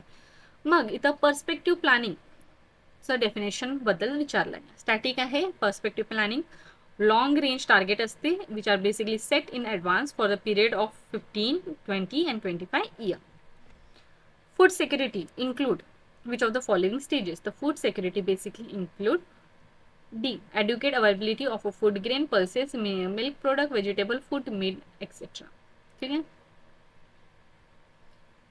क्यूबर वर्कशिप सायन्स यांना क्रिटिसाइज कोणी केलं होतं, ते या पर्सनने त्यांना क्रिटिसाइज केलं होतं. ठीक आहे, हे त्याचं बेसिक डिटेल आहे. एकदा तुम्ही प्लीज एकदा वर बघून घ्या. ठीक आहे, राहू द्या मी एकदा तुम्हाला समजावूनच घेते. बघा, थॉमस कार्ले आणि जॉन रस्किन, ठीक आहे, the prominent Victorian critics of industrial capitalization, ठीक आहे, सॉरी इंडस्ट्रियल कॅपिटलिझम यांचे क्रिटिक्स त्यांनी दिलं होतं. आणि मेजरली ते जे आहे मटेरियलिस्टिक व्हॅल्यूला वगैरे व्हॉट दे से, हे जे कॅपिटलिस्ट असतात ते मेजरली फोकस करतात मटेरियलिस्टिक व्हॅल्यूजला, ठीक आहे. त्यांच्या अकॉर्डिंग जे आहे इकॉनॉमी जे असते मेनली फोकस करते on the accumulation of a wealth, आणि ते बिलीव्ह करतात on a broader social as well as a moral implication जे इकॉनॉमिक ॲक्टिव्हिटीमुळे येतात, ठीक आहे. आणि ऑब्व्हियसली ब्रॉडर सोशल आणि मोरल इम्प्लिकेशनमध्ये एक्सप्लॉटेशन पण येणार आणि एन्व्हायरमेंटल डिग्रेडेशन पण येणार, ठीक आहे. तर या दोनला जे आहे बेसिकली हे इग्नोर करतात. ओके, मग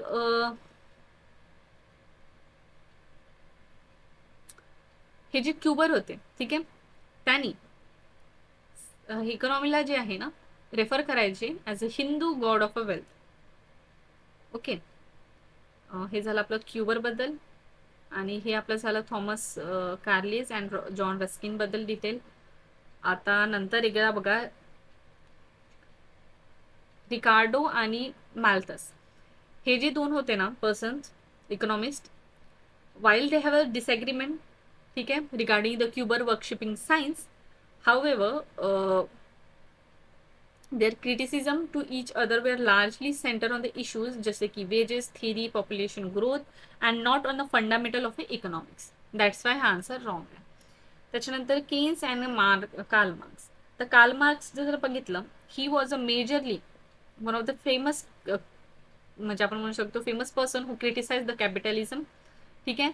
बट याचे जे फोकस होतं क्रिटिसिझमचं ते एक्सप्लॉटेटिव्ह नेचर या पॉईंट ऑफ व्ह्यूने होतं रादर दॅन इकॉनॉमिक इटसेल्फ. त्याच्यामुळे कार्ल मार्क्सवाला ऑप्शन रॉंग आहे.